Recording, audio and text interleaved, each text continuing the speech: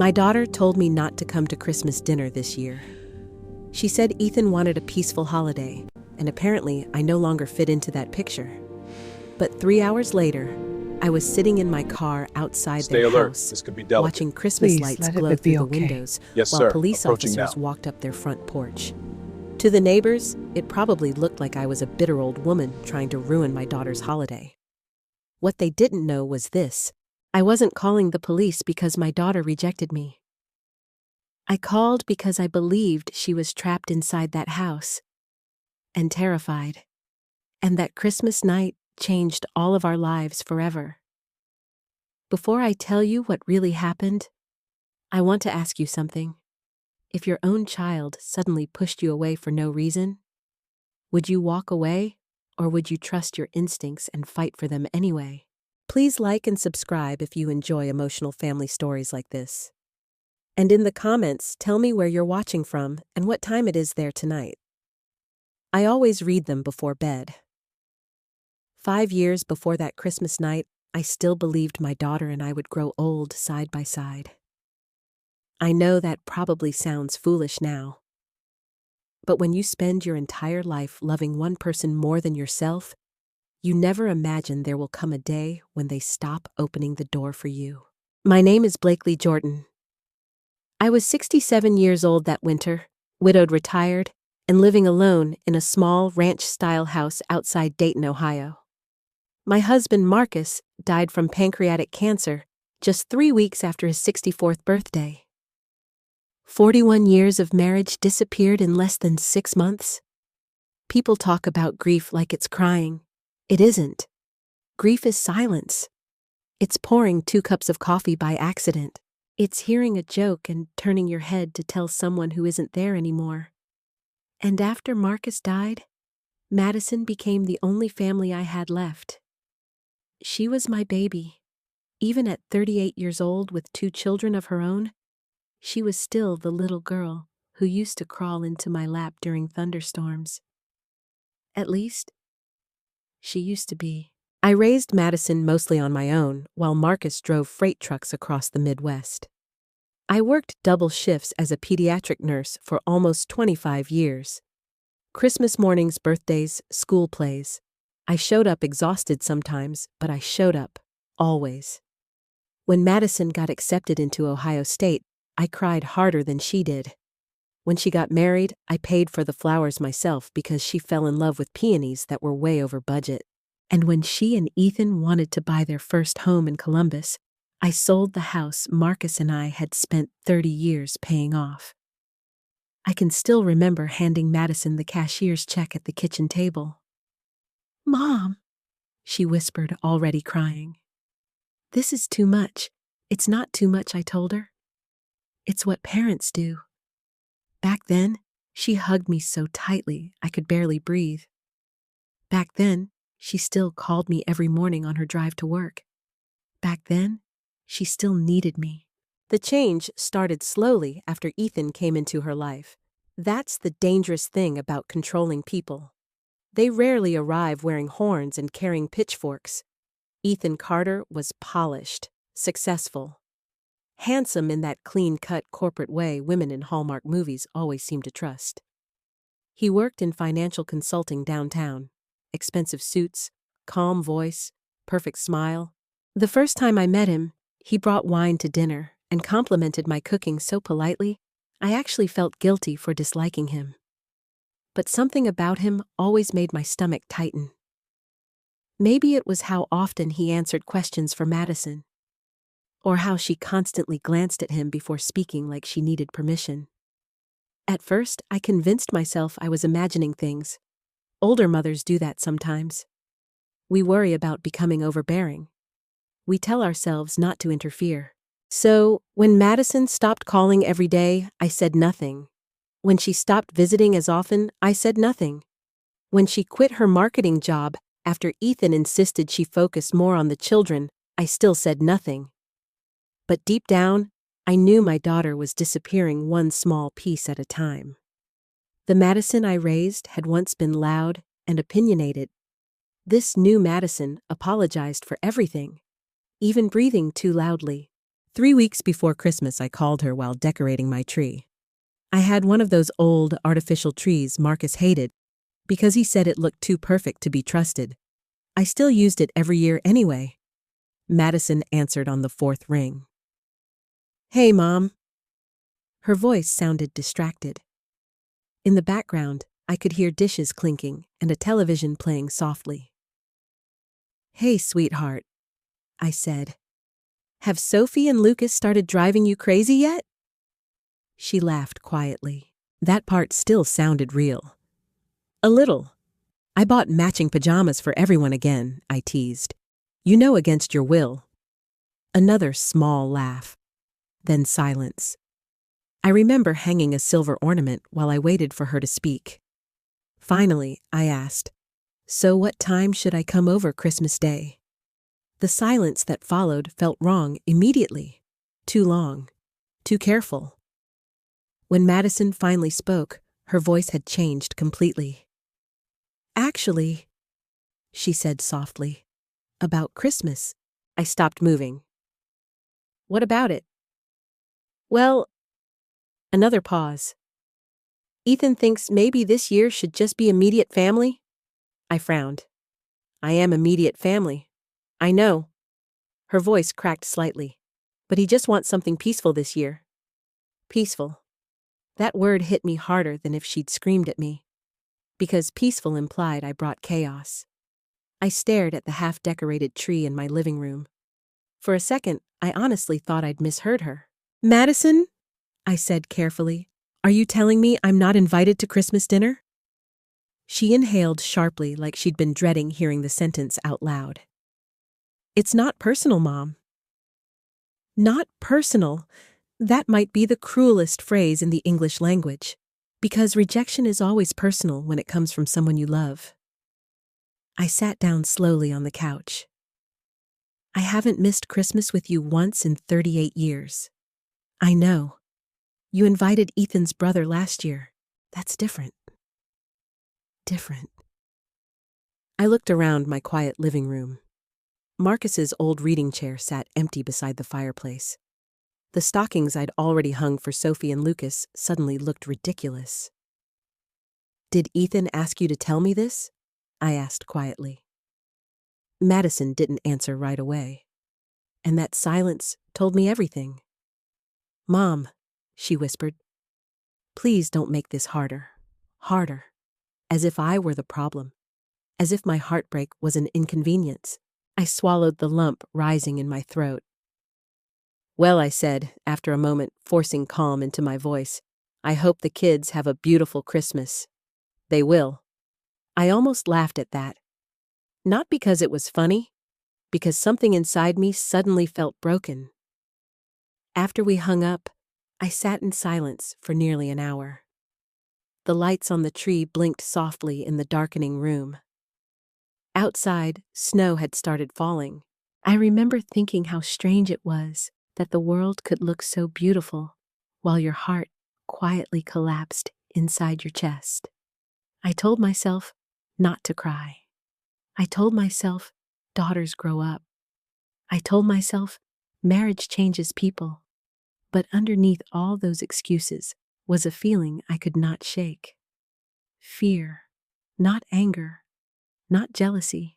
Fear, because Madison hadn't sounded annoyed. She had sounded nervous, and mothers know the difference. That night, I tried to convince myself I was overreacting. I washed dishes that were already clean, folded laundry that didn't need folding, rearranged Christmas cards on the mantel 3 separate times. Anything to stop thinking about the sound of Madison's voice. But fear has a way of sitting beside you quietly. It waits. And sometime around 9:30 that night, my phone rang again. The second I saw Madison's name on the screen, my chest tightened. I answered immediately, "Madison." For a moment, all I heard was breathing. Then her voice came through softly. "Hey, Mom." Something was wrong, not obvious enough for a stranger to notice. But mothers hear things other people miss. Her voice sounded smaller somehow, like she was trying not to cry. Sweetheart, are you okay? I asked. Yeah, she said too quickly. I'm fine. I stood from the couch and walked toward the kitchen window, staring out at the snow falling under the streetlights. You don't sound fine. Another pause. Then she let out a shaky breath. I didn't want you to think I was trying to hurt you earlier. That nearly broke me right there, because it meant she knew exactly how badly she'd hurt me. I know you didn't mean to. I lied gently. Yes, I did. The honesty in that sentence stunned me silent. I did hurt you, she whispered. And I'm sorry. I closed my eyes. For one beautiful second, I thought maybe she was about to tell me the truth. Maybe she was finally going to say, Mom, something is wrong. Mom, I need help. But instead, I heard movement in the background. Footsteps. Then Madison's breathing changed instantly. Tighter. Faster. Fear. Who are you talking to? A man's voice asked in the distance.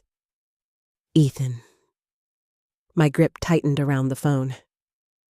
Madison answered too quickly. No one. Just my mom.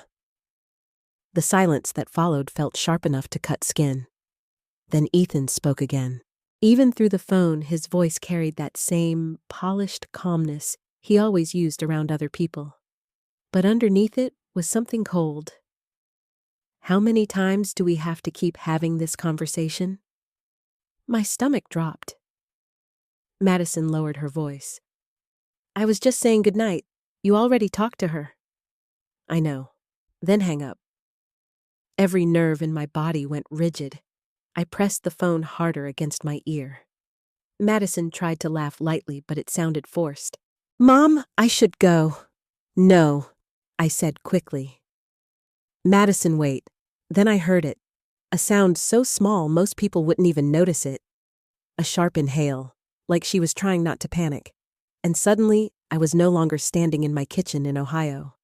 I was 28 years old again, working pediatric trauma overnight shifts, listening to frightened women in emergency rooms insist they'd just fallen. I knew fear when I heard it. Madison, I said carefully, lowering my own voice. Are you safe? Silence. Long silence. Too long. Then Ethan's voice again. Closer this time. I said, hang up. And just before the line disconnected, Madison whispered something so quietly I almost missed it. Merry Christmas, Mom. The call ended. I stood frozen in my kitchen, staring at my phone. My heart was pounding so hard it actually hurt, because that hadn't sounded like a daughter ending a conversation. It sounded like someone saying goodbye. I tried calling back immediately, straight to voicemail. Again. Voicemail. Again. Nothing. By the fourth attempt, my hands were shaking. I forced myself to stop. Panicking wouldn't help Madison. But memories started replaying in my head whether I wanted them to or not. Tiny moments. Things I'd ignored. Things I suddenly couldn't ignore anymore. 3 months earlier, Sophie had accidentally called me on Madison's phone through FaceTime. I answered, smiling, expecting to see finger paint or cartoons. Instead, the camera pointed at the kitchen ceiling, while Sophie whispered Mommy's crying again. Then Madison grabbed the phone so fast the screen blurred. Oh my God, she'd laughed nervously. Kid's right. At the time, I let it go. Now I wished I hadn't. Then there was Thanksgiving. Madison wore a thick cream-colored sweater the entire day, despite the house being overly warm. Because sometimes the truth is so frightening, your brain rejects it automatically. I walked slowly into my living room and sat down in Marcus's chair. The house felt unbearably quiet. I stared at the Christmas tree blinking softly in the corner. Madison used to sleep under that tree when she was little. Every Christmas Eve, she'd drag her blankets into the living room because she was too excited to stay in bed. Marcus would pretend to complain while sneaking her extra cookies after midnight. For years, I thought those memories meant she would always feel safe with us. Now I wondered if she felt safe anywhere at all. Around 10:15, I tried calling again. Still nothing. I sent a text. Please just tell me you're okay. No response. Another text. You don't have to protect me. Still nothing. By midnight, I had convinced myself I was imagining things at least 6 separate times. Maybe Ethan was just controlling. Maybe Madison was simply stressed. Maybe marriage had changed her. But then another memory surfaced. 2 weeks earlier, I'd stopped by unexpectedly to drop off cookies for the kids. Ethan answered the door looking irritated before quickly forcing a smile. Blakely, he'd said. You should have called first. Behind him, I heard something fall loudly upstairs. Madison flinched so hard it startled me. Actually flinched, like someone expecting violence. Ethan looked back toward the stairs with an expression I still couldn't forget. Not concern, warning. Then he smiled at me again, like nothing happened. That night, sitting alone in my dark living room, all those moments started fitting together in ways I didn't want them to. Isolation, control, fear, excuses. I'd seen this pattern before, not in my own family, but in hospital rooms. Women who whispered instead of spoke. Women who apologized for taking up space. Women who defended the men hurting them. And suddenly, I realized something that made me feel physically sick. I had spent months worrying about whether Madison still loved me, when I should have been asking whether my daughter was in danger. At nearly 1 a.m, my phone buzzed again. I grabbed it so fast I nearly dropped it, but it wasn't Madison. It was a text message from Ethan. 3 simple words. She needs space. That was it. No explanation, no kindness, no Christmas wishes. Just a warning disguised as a boundary. I stared at the message for a long time. Then I looked up at the snow falling outside my window. And for the very first time in my life, I became afraid of my son-in-law.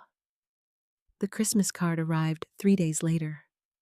I almost threw it away without opening it. Not because I didn't care, because I cared too much. That white envelope sitting in my mailbox felt heavier than paper should feel. On the front, Madison had written my name in silver ink. Her handwriting looked different somehow. Less confident. Like every letter had been carefully controlled. I carried the envelope inside and set it on the kitchen table beside my coffee cup. For nearly 10 minutes, I just stared at it. Part of me was terrified it would confirm everything I feared. Another part desperately wanted proof that I was imagining all of this. Finally, I slid my finger beneath the seal and opened it carefully. A glossy family photo slipped out first, the kind people post online to make strangers envy their lives. Madison stood beside Ethan in front of a massive Christmas tree wrapped in gold ribbon. Sophie wore a velvet red dress. Lucas had on suspenders and a crooked grin. And Ethan stood in the center with one hand resting possessively on Madison's waist. At first glance, they looked perfect. Beautiful home, beautiful children, beautiful marriage. But then I looked closer. Madison's smile never reached her eyes. Most people wouldn't have noticed. But I had spent 38 years studying my daughter's face. I knew every version of her smile, her embarrassed smile, her fake customer service smile, her exhausted smile. And this one? This was the smile Madison used when she was trying very hard not to cry.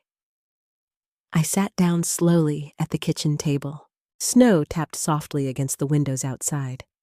The entire house smelled faintly like cinnamon candles and loneliness. I turned the photo over. On the back, Madison had written, "Wishing you a peaceful and blessed Christmas. We are all safe and happy." Safe. That word again. Not joyful, not excited, not grateful. Safe.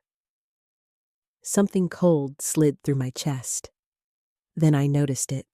The word safe had been pressed into the paper harder than the others, leaving tiny indents behind the ink. Almost like she wanted it emphasized. My pulse quickened, and then I saw the star.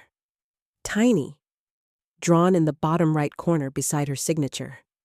Most people would have ignored it. A crooked little 5-point star.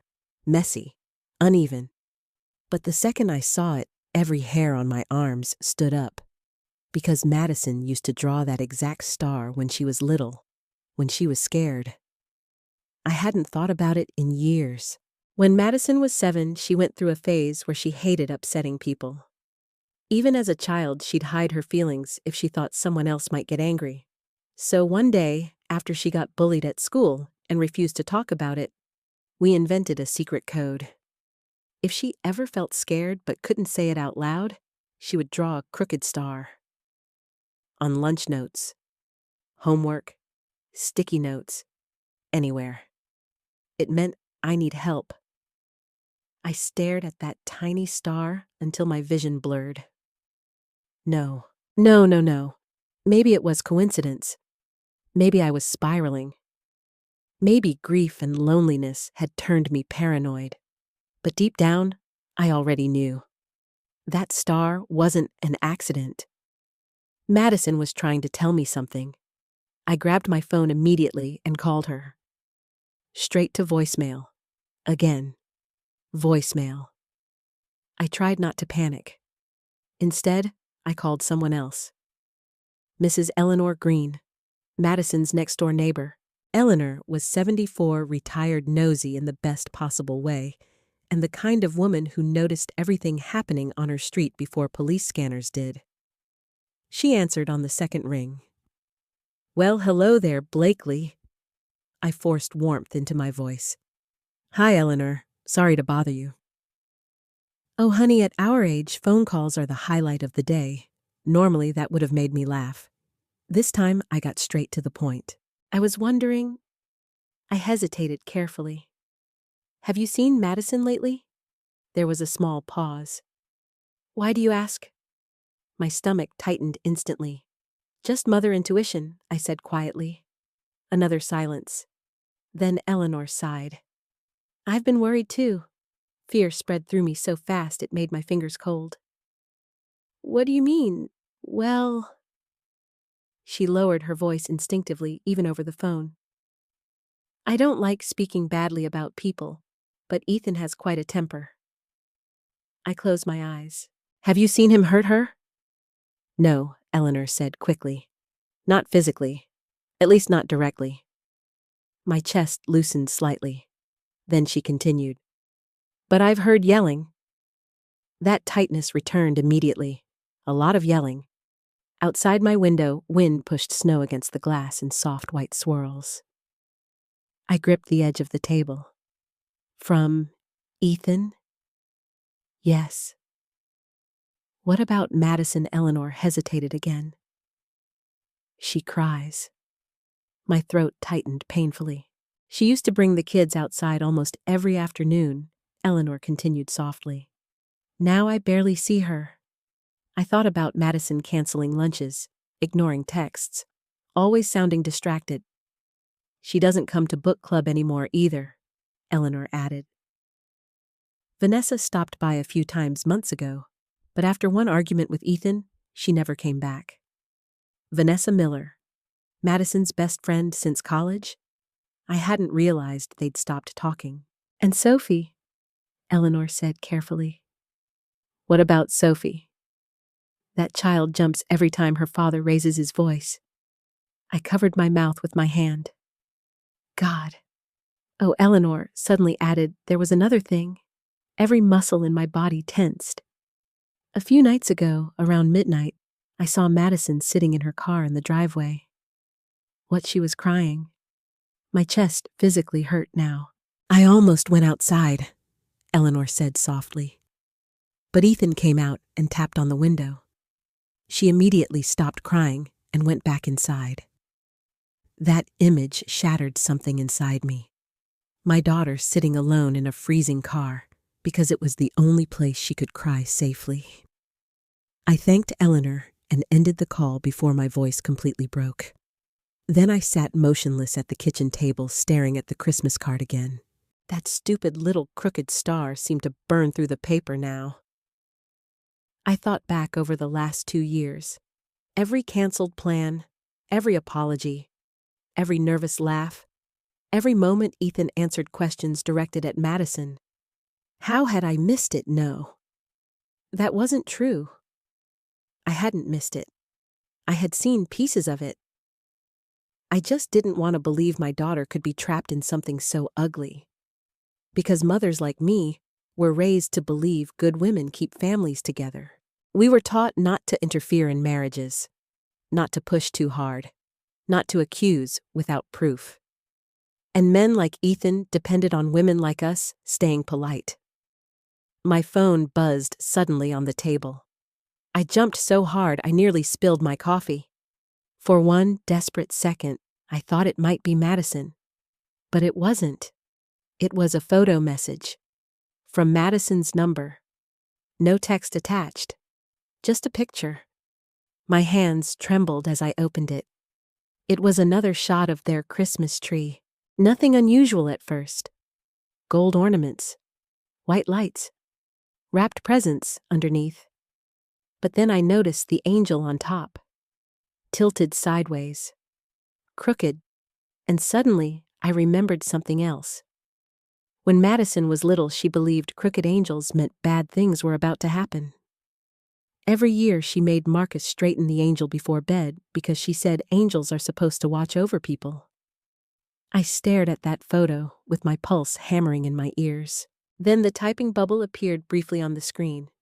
Stopped. Appeared again. Stopped. Finally, a single message came through. Please don't call. Not, I'm okay. Not everything's fine. Just please don't call. And for the first time in my life, I realized my daughter might actually be afraid someone was watching her phone. The next morning, I woke up with one thought burning in my chest. I had to see my daughter with my own eyes. Not hear her voice through a phone Ethan might be standing beside. Not read careful little messages that looked like they had been typed under supervision. See her, face to face. By 9 o'clock, I had wrapped the children's gifts in red paper with little silver snowflakes.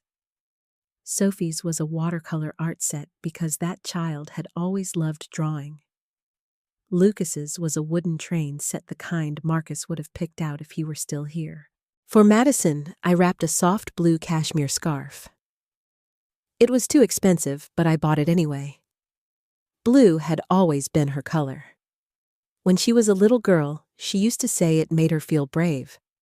I placed the gifts in the trunk of my car, then stood in the driveway for a moment, staring at the snow covering my lawn. My neighbor, Mr. Wilkes, waved from across the street. Merry Christmas week, Blakely. I forced a smile and waved back. Inside, I was trembling. The drive to Madison's house in Columbus took almost an hour and 15 minutes. I remember every mile of it. The gray winter sky, the bare trees, the Christmas wreaths hanging on farmhouse doors, families laughing at gas stations carrying coffee and bags of last-minute gifts. Normal life moving forward while mine felt like it was cracking apart.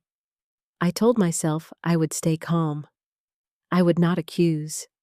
I would not cry. I would simply drop off the gifts and look at my daughter's face. That was all. But the moment I pulled onto Madison Street, my stomach tightened. Their house sat at the end of a quiet cul-de-sac, looking exactly like the kind of home people dream about when they imagine success. 2 stories, white siding, black shutters, a wide porch wrapped in garland, a glowing wreath on the front door, and Christmas lights so perfectly arranged they looked professionally installed. To anyone else, it looked warm. To me, it looked staged. I parked along the curb, turned off the engine, and sat there with both hands gripping the steering wheel. Through the front window, I could see the Christmas tree, and at the very top, the angel was still crooked. My throat went dry. I stepped out of the car, opened the trunk, and lifted the gifts into my arms. The cold air bit at my cheeks as I walked up the shoveled path toward the porch. Each step felt heavier than the last. Before I could knock, the door opened. Ethan stood there. Not Madison. Ethan. He wore a dark green sweater over a white collared shirt. His hair neatly combed, his expression calm and pleasant. Too pleasant. Blakely, he said. Just my name. No warmth, no surprise. No Merry Christmas. I brought gifts for the children, I said, forcing my voice to stay steady. His eyes flicked to the packages in my arms. That's very kind. But he didn't move aside. Behind him, the house smelled like pine candles and roasted coffee. Somewhere inside, Christmas music played softly. I tried to look past his shoulder. Is Madison home? She's resting. Resting. That word again. She was resting last night too, I said. Ethan's smile thinned. She's been tired. I'd like to see her for a minute. That's not a good idea. I adjusted the gifts in my arms because my fingers were starting to go numb. She's my daughter, and she's my wife. The way he said it made my skin crawl. Possession disguised as fact. I took a slow breath. Ethan, I'm not here to cause trouble. I just want to give the kids their presents and wish Madison a Merry Christmas. He leaned one hand against the doorframe, blocking even more of the entrance. We already told you this year needs to be quiet. No, I said gently. You told me that. For the first time, his expression shifted. Only a little, but enough. Something cold moved behind his eyes. Before he could answer, I heard a small voice from inside. Grandma. My heart lurched. Sophie stood halfway down the staircase in red pajamas, her curls slightly messy, her face pale. Sophie, I breathed. Her eyes lit up for half a second. Then she looked at Ethan. The light disappeared. I saw it. Clear as day. That child was afraid of him. Go upstairs, Ethan said without turning around. But now. Sophie flinched. It was small. But it was real. My chest tightened so hard I almost dropped the gifts. Then Madison appeared at the edge of the hallway. She looked thinner than she had at Thanksgiving. Her hair was pulled back in a loose ponytail, and she wore a long beige cardigan over leggings. Her face had no makeup, which wasn't unusual. But her eyes looked swollen like she hadn't slept. Mom, she whispered. For 1 second, the whole world stopped. There she was, my baby, and every instinct in my body screamed that something was wrong. Hi, sweetheart, I said softly. I brought gifts. Madison took 1 step forward. Ethan turned his head, not even fully. Just enough. And she stopped. That broke my heart more than anything else. She stopped like a dog reaching the end of a leash. I told her you were resting, Ethan said. Madison swallowed. I was. Are you sick? I asked. No, she said quickly. Just tired. Her hand moved to adjust her sleeve. That was when I saw it. A bruise near her wrist, purple at the edges, half hidden beneath the cuff of her cardigan. My eyes fixed on it before I could stop myself. Madison noticed. So did Ethan. She dropped a laundry basket, he said smoothly. I looked at him. I asked Madison. The air changed. Even the Christmas music seemed quieter. Madison's lips parted, but no words came out. Ethan stepped slightly in front of her.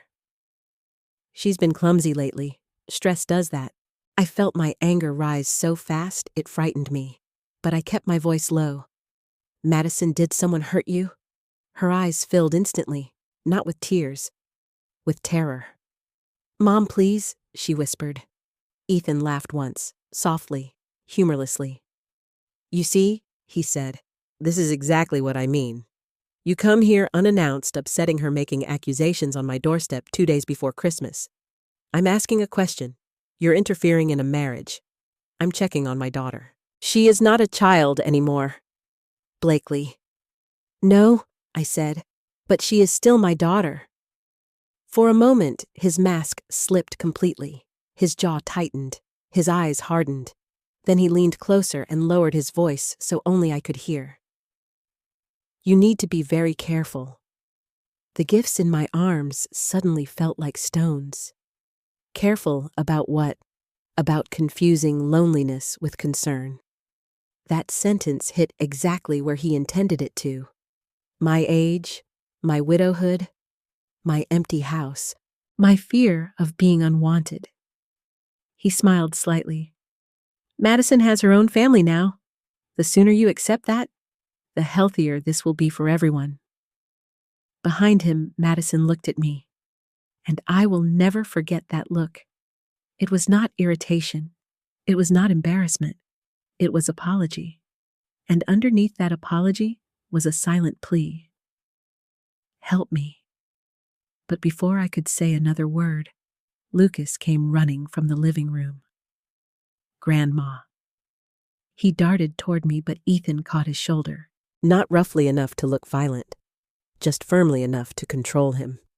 "Lucas," Ethan said. "Inside." The little boy froze, his eyes lowered. My grandson lowered his eyes like he had learned not to take up space. Something inside me cracked. I crouched slightly and set the gifts carefully on the porch. "These are for you and Sophie," I said, trying to keep my voice from shaking. "And one for your mom." Sophie had crept down 2 more stairs.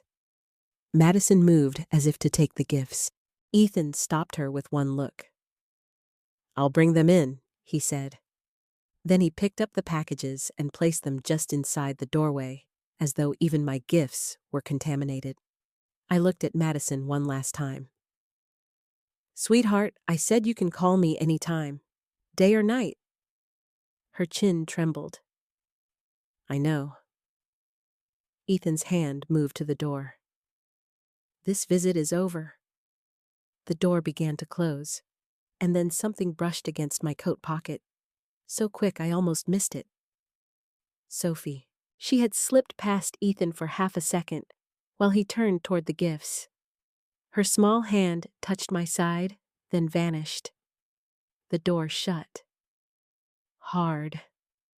I stood on that porch in the cold, staring at the wreath inches from my face. For a moment, I couldn't move. I could still hear muffled voices inside. Ethan's low and sharp. Madison's barely audible. Then I heard Sophie cry. That sound snapped me back into my body. I walked down the steps slowly, forcing myself not to turn around and pound on the door. Not yet. Not without proof. When I reached my car, my hands were shaking so badly I could barely unlock it. I sat behind the wheel, breathing hard. Then I reached into my coat pocket. There was a folded piece of notebook paper inside. Tiny. Crushed. Warm from Sophie's hand. I unfolded it carefully. The writing was crooked, rushed, and written in purple crayon. 7 words. "Grandma, don't let Daddy take Mommy away." For several seconds, I couldn't breathe. The street blurred through my tears. Inside that beautiful house behind garland and candles and Christmas music, my granddaughter had just confirmed what every instinct in my body already knew. My daughter was not pushing me away. She was being held there. And someone was planning to take her somewhere worse. I sat in my car for nearly 20 minutes, holding that note in both hands. "Grandma, don't let Daddy take Mommy away." The words looked even more terrifying, written in a child's handwriting. Purple crayon, misspelled letters, tiny fingerprints smudged near the edges. Sophie had written it in secret. That alone told me everything. Children do not hide messages unless they are afraid of being caught. Outside my windshield, snow drifted softly across the quiet neighborhood. Christmas wreaths hung from front doors. Inflatable snowmen swayed in the wind. Everything looked normal. That was the sickest part. Abuse almost never looks dramatic from the outside. It hides behind decorated porches and polite smiles. I wiped my eyes quickly and looked back toward Madison's house. The curtains moved upstairs. Just slightly. For half a second, I thought I saw Madison standing there. Then the curtain snapped shut. My heart started pounding again. I grabbed my phone and called Madison immediately. Straight to voicemail. Again, voicemail. Then I texted her. Sophie gave me a note. Please tell me what's happening. The 3 little typing dots appeared almost instantly, then disappeared. Appeared again? Disappeared again? Finally, one message came through. Please stop. That was it. Not you're wrong. Not everything's fine. Just please stop. I stared at the screen, feeling physically ill, because I knew my daughter. And that message did not sound like someone angry. It sounded like someone terrified. I drove home in silence. By the time I reached Dayton, my shoulders ached from gripping the steering wheel too tightly. The second I walked into my house, the loneliness hit me like a wave. Usually Christmas decorations comforted me. That night they felt unbearable. The stockings hanging over the fireplace suddenly looked foolish. I had embroidered Sophie and Lucas's names by hand 2 years earlier. Now I wondered if my grandchildren even felt safe enough to enjoy Christmas at all. I sat at the kitchen table and spread everything out in front of me like evidence. The Christmas card, the crooked star, the photo of the tilted angel, Sophie's note, Ethan's message. She needs space. I kept staring at the words, trying to force them into something innocent. Maybe Ethan was manipulative but not dangerous. Maybe Madison was depressed. Maybe Sophie misunderstood something. But every possibility led back to the same horrifying truth. Something inside that house was deeply wrong. I needed help. And there was only one person I could think of who might know more. Vanessa Miller. Madison's best friend from college. The woman Eleanor said Ethan had argued with months ago. I found Vanessa's number in my contacts and hesitated before calling. It had been over a year since we'd spoken. Not because of any fight. Vanessa had simply disappeared. At the time, Madison claimed everyone was busy. Now I wondered if Ethan had pushed her away too. I pressed call. Vanessa answered cautiously. Hello, Vanessa, it's Blakely Jordan. Silence. Then immediate concern. Oh my God, she said. Is Madison okay? The fear in her voice made my stomach drop. You tell me. Another silence. Longer this time. Then Vanessa exhaled shakily. I knew this would happen eventually. My chest tightened. What does that mean, Blakely? Her voice lowered. How much do you know? Not enough. Vanessa went quiet again. I could hear television noise faintly in the background, then a door closing as if she'd moved somewhere private. Finally, she spoke. Ethan controls everything. My throat tightened instantly. What kind of control, all of it, she whispered. Money, phone passwords, friends, where she goes, what she wears sometimes. I closed my eyes. God, how long has this been happening? A while. Why didn't anyone tell me? Vanessa let out a bitter laugh. I tried. My eyes opened immediately. What about 8 months ago? I told Madison I thought Ethan was emotionally abusive. I gripped the edge of the table, and she stopped talking to me for 3 weeks. That sounded exactly like Madison. Not because she didn't believe Vanessa. Because victims often protect the people hurting them. Vanessa continued quietly. Then one night, she called me crying. A chill moved through my entire body. What happened? She said Ethan had spent hours telling her she was mentally unstable. I stopped breathing for a second. What he convinced her she overreacts to everything, that she's paranoid, emotional, forgetful, gaslighting. I knew the word immediately. I had seen it before in women arriving at hospitals, unable to trust their own memories anymore. Vanessa's voice cracked slightly. Blakely. She doesn't even recognize herself anymore? Tears burned my eyes. Why didn't she leave? Because he always apologizes afterward. Of course he did. Men like Ethan always apologized. Flowers after cruelty, affection after fear, confusion strong enough to trap someone for years.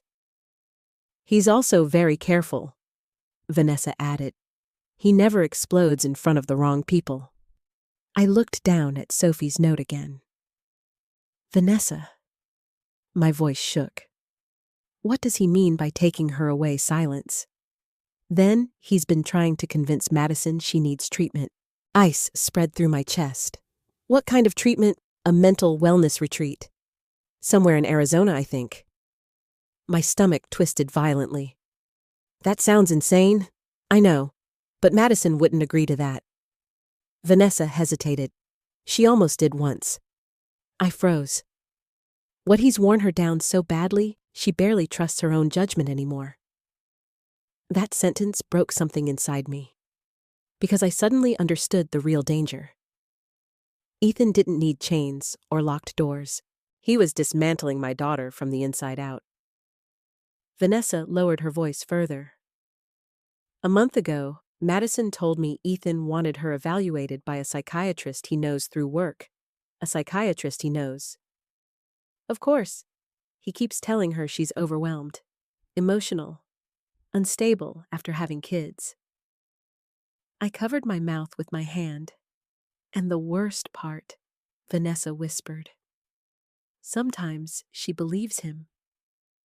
Tears slid down my face silently. I thought about Madison in high school. Confident, funny, fearless. The kind of girl who defended bullied kids without hesitation. And now she was apologizing for existing inside her own marriage. What happened between you and Ethan? I asked quietly. Vanessa exhaled sharply. He caught Madison talking to me after an argument.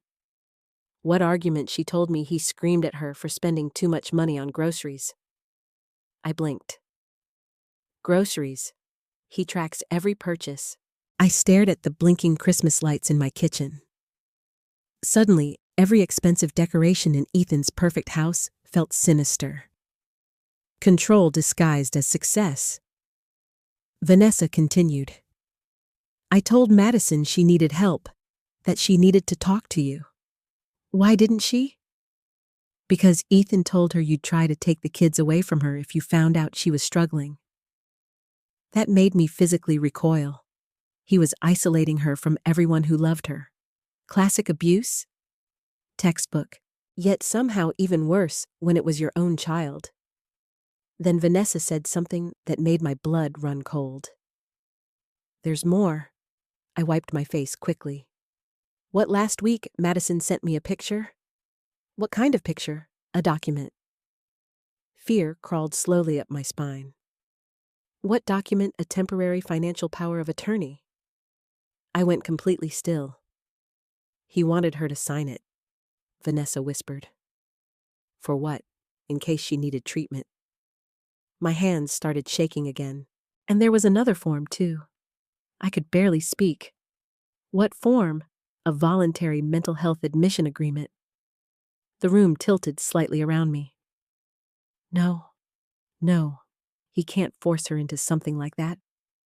Not legally, Vanessa said quietly.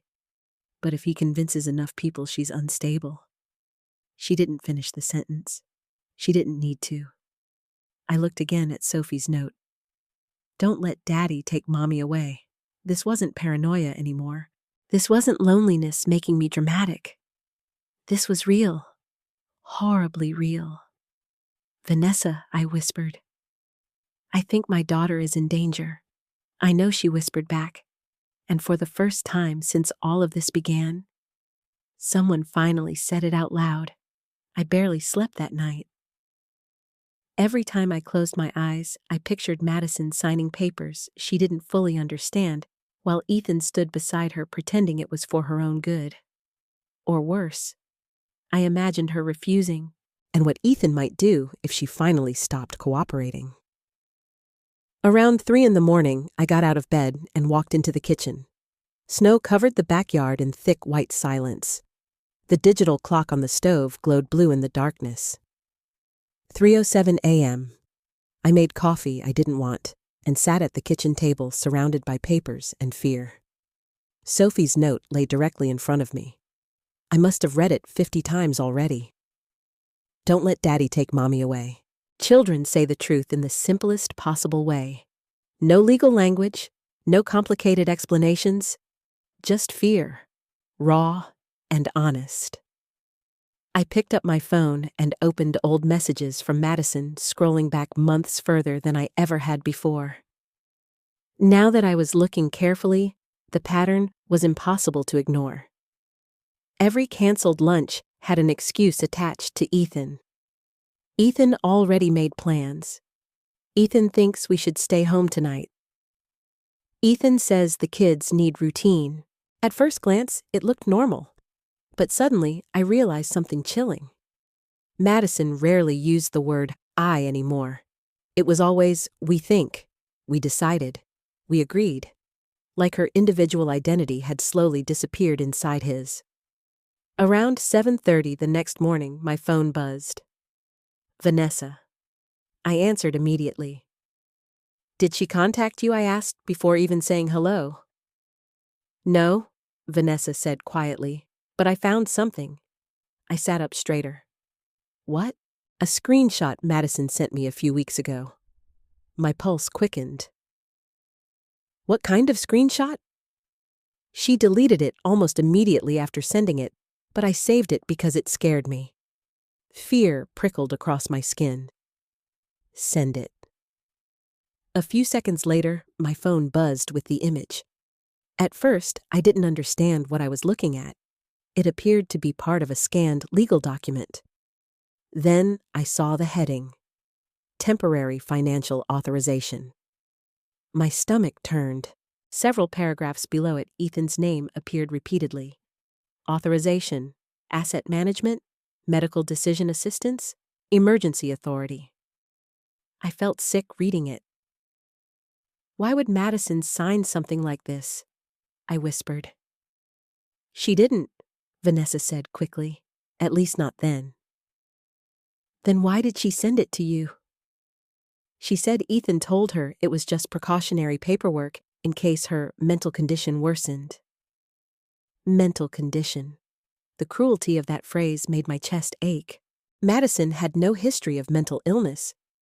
No psychiatric breakdowns, no addiction problems. Nothing. But I knew exactly how manipulation worked. If you tell someone they're unstable often enough, eventually they start questioning themselves. I zoomed further into the screenshot. At the bottom was a partially visible signature line. Madison Jordan Carter, unsigned. Thank God. Then something else caught my eye. A second document underneath the first one.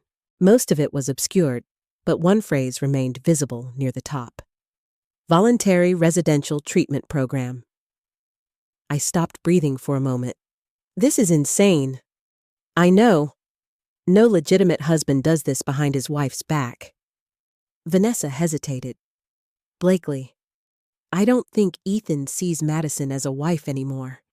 The silence after that sentence felt horrible. What do you mean, I think he sees her as a problem to manage? I closed my eyes. God, I thought about the way Ethan corrected her constantly. The way he monitored conversations.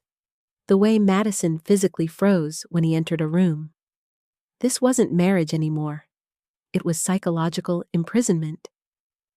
There's another thing, Vanessa said quietly. My stomach tightened again. What now? She told me Ethan had started documenting her behavior. Cold fear slid down my spine. What kind of documenting? She said he kept notes about her mood swings. I stared blankly ahead. No. Yes. He's building a case. That's what I think too. I suddenly remembered something from nearly 6 months earlier. Madison had forgotten Sophie's dance recital. At the time, she'd called me sobbing with guilt. I don't know what's wrong with me lately, she'd cried. I keep forgetting things. I'd comforted her for nearly an hour. Now I wondered if Ethan had spent months convincing her ordinary stress meant she was mentally unstable. Manipulators don't destroy people all at once. They erode reality slowly. Tiny cuts, tiny doubts, until victims can no longer trust themselves. I rubbed both hands over my face. What do I do, Vanessa? It came out smaller than I intended, because for the first time since becoming a mother, I truly did not know how to protect my child. Vanessa was quiet for a moment. Then she asked softly, "Do you still have any legal connection to the house?" I frowned. "What, the down payment?" I sat up straighter instantly.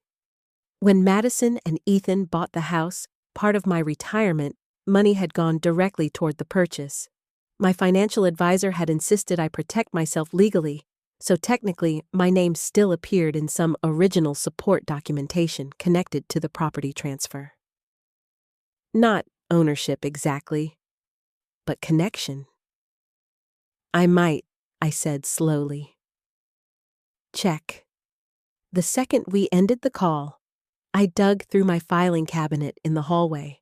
Marcus used to tease me for keeping every document since 1987. That morning, his old habit may have saved my daughter. 30 frantic minutes later, I found the folder. Mortgage assistance agreements, gift documentation, bank transfer copies, and then a forwarding notification request. My pulse jumped.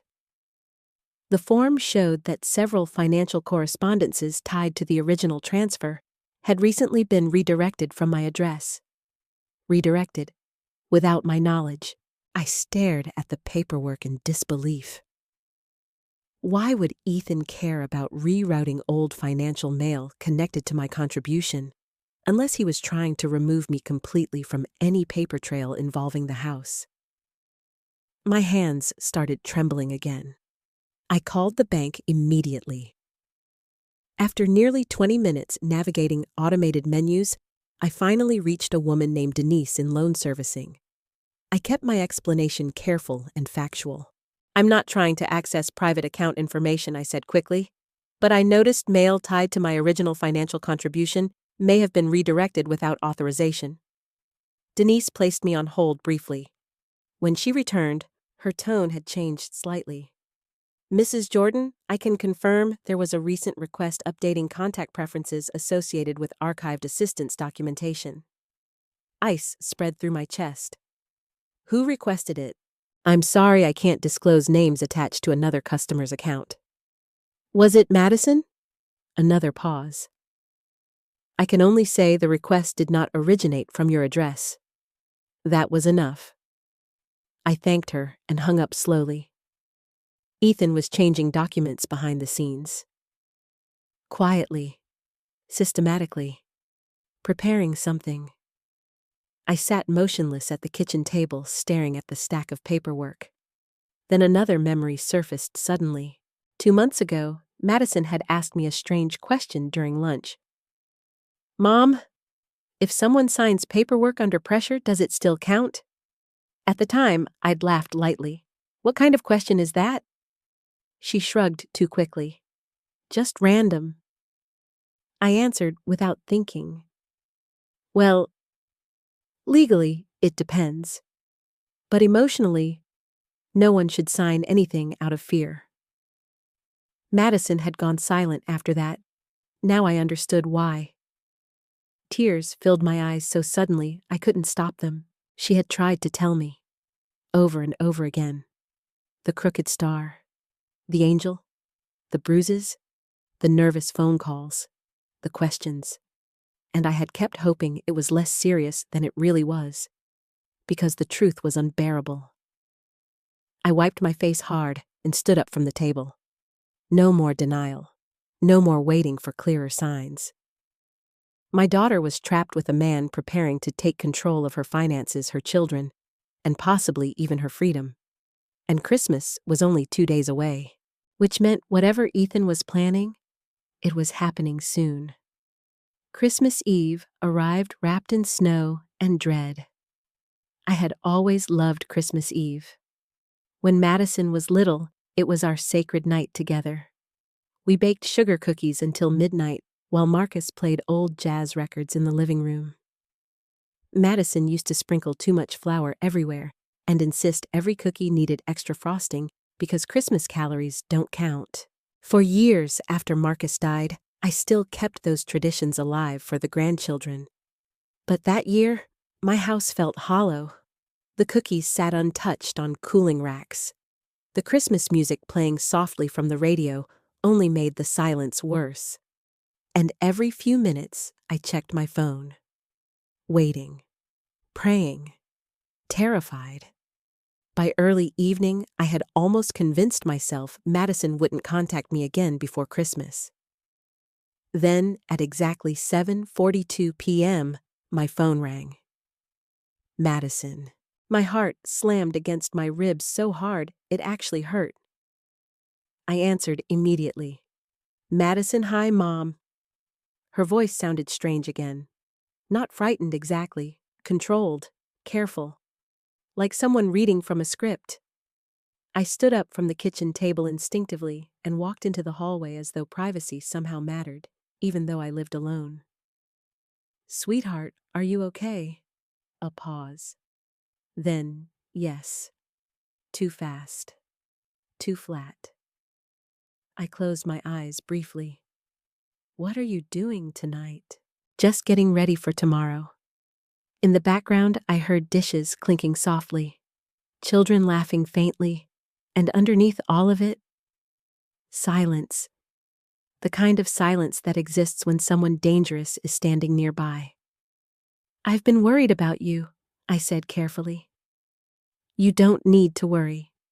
Another rehearsed sentence. Madison, Mom, she interrupted gently.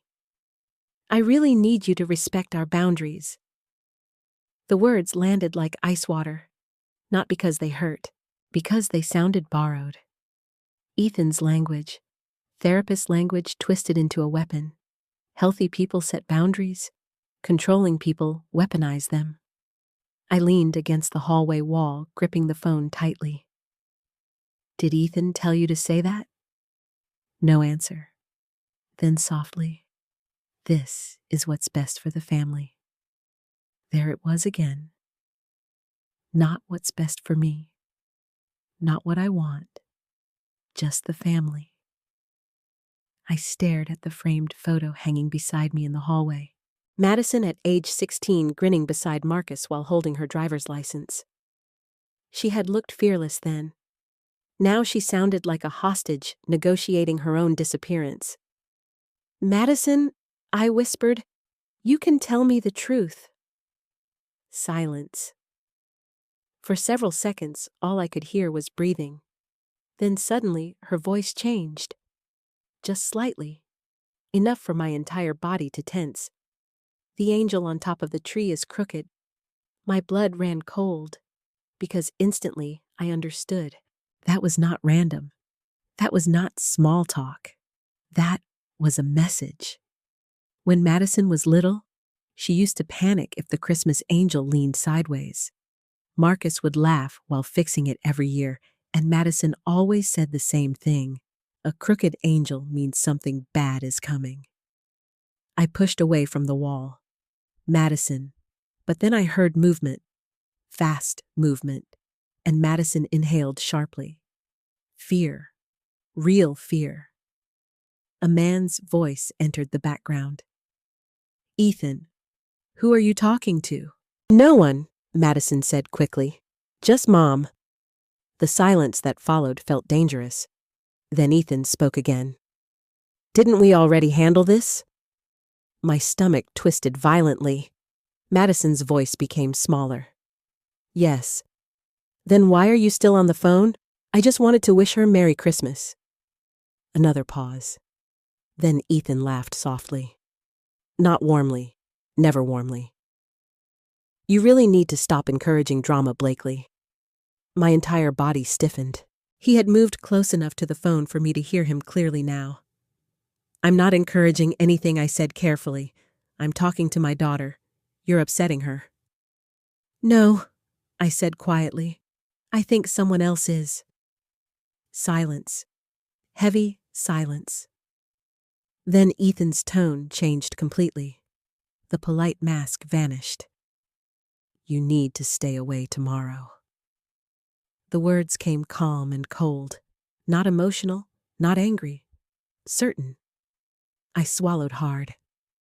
I have every right to check on my daughter. No, he said. You have every right to interfere. Behind him I heard Sophie laughing faintly somewhere farther inside the house. The sound nearly broke me. Children should never grow up inside fear. Ethan, I said slowly, if Madison doesn't want me there, I'll respect that. But I want to hear her say it freely. Another dangerous silence. Then Madison spoke suddenly. Mom, please. Her voice cracked, and in that crack I heard everything she could not say openly. Fear, exhaustion, panic. I lowered my voice carefully. Sweetheart, are you safe? The line went silent, not disconnected, silent, and then very softly Madison whispered, Please don't make him angry. My knees nearly gave out beneath me. There it was, the truth. Not hidden anymore, not implied, spoken directly. I gripped the edge of the hallway table to steady myself. Madison. Suddenly Ethan's voice exploded across the line. Not yelling. Worse. Controlled fury. That's enough. Then I heard shuffling, the sound of movement, like someone taking the phone away, and Ethan spoke directly to me. If you come near this house tomorrow, he said calmly, I'll make sure you never see your grandchildren again. The threat hit so hard, I stopped breathing. Not because I believed he could legally do it, because I believed he would try. Men like Ethan survive by isolating victims from everyone who loves them. Grandparents included. You don't get to threaten me, I whispered. I'm protecting my family. No, I said. You're controlling them. A sharp breath sounded near the phone. Madison. Then Ethan spoke one final sentence. She needs peace, Blakely, and you are the opposite of peace. The line disconnected. I stood frozen in my hallway staring at the dark phone screen. My entire body shook. Not with sadness anymore. With certainty. Because victims do not whisper please, don't make him angry. Happy wives do not speak like frightened children. I walked slowly back into the kitchen and sat down at the table. The Christmas lights reflected softly against the windows. Outside, snow continued falling over the neighborhood in thick, white silence. For several minutes, I simply stared ahead, thinking, remembering, processing. Then I opened the drawer beside the refrigerator and pulled out an old notebook. Nursing had taught me something important years ago. Fear alone is not enough. You need facts, patterns, documentation, especially when dealing with manipulative men who know how to appear charming. So I began writing everything down. Dates, phone calls, the bruises, Sophie's note, the financial documents, the messages, the threats, every detail I could remember. Not because I wanted revenge, because if Ethan truly planned to force Madison into some kind of treatment, I might soon need proof that my daughter was being psychologically abused. By midnight, I had 8 pages filled with notes. 8 pages of warning signs I should have recognized sooner. I set the notebook aside and rubbed my aching eyes. Then my phone buzzed again. I grabbed it instantly. A text from Madison. Only one sentence. The angel is still crooked. I stared at those words with my pulse pounding violently in my ears. Then another message appeared. This one shorter. Tomorrow. That was all. No explanation, no details. But I understood. Whatever Ethan was planning, it was happening on Christmas Day. And for the first time since this nightmare began, one terrifying thought settled fully into place inside my mind. If I waited too long, I might lose my daughter completely. I did not sleep at all that night. By 4 a.m, I was sitting at my kitchen table wearing Marcus's old Ohio State sweatshirt, staring at the notebook filled with everything I had written down. The pages looked unreal, like evidence from someone else's life. My daughter's bruises, threats, secret messages, financial documents, a child begging for help in purple crayon. Every instinct inside me screamed to drive straight to Madison's house immediately, to bang on the door, to drag her and the children out myself. But another part of me, the part shaped by 30 years as a nurse, knew fear can make situations worse if you act without thinking, especially with controlling men. Because men like Ethan thrive on appearing calm, while everyone else looks emotional. If I stormed into that house accusing him of abuse without a plan, he would use it against Madison instantly. She's unstable. Her mother is manipulative. She's having a breakdown. I could practically hear him saying it already. No, I needed to think clearly. I needed proof. And most importantly, I needed Madison alive and safe when this was over. Around 5:30, I made another pot of coffee and pulled out my laptop. I began organizing everything: dates, screenshots, photos, messages. I created folders like I was building a medical case file. Because in some ways, I was. Emotional abuse leaves fewer visible wounds, but it still follows patterns: isolation, control, fear, dependency, gaslighting. I had seen enough victims over the years to recognize the structure now. The horrifying thing was realizing how perfectly Ethan fit it. At 7 a.m, I called the National Domestic Violence Hotline. My finger hovered over the number for nearly a full minute before dialing. Part of me still felt ridiculous. Like maybe I was overreacting. Like maybe they'd tell me, "Ma'am, your daughter is just stressed." But when the woman answered, her voice calm and gentle, something inside me broke. I told her everything: the bruises, the threats, the financial paperwork, the isolation, the child's note. The woman listened quietly the entire time. When I finished, she asked one question. "Do you believe your daughter is afraid of her husband?" "Yes," I whispered immediately. No hesitation anymore, just truth. The counselor exhaled softly. "Then you should trust that instinct." Tears filled my eyes.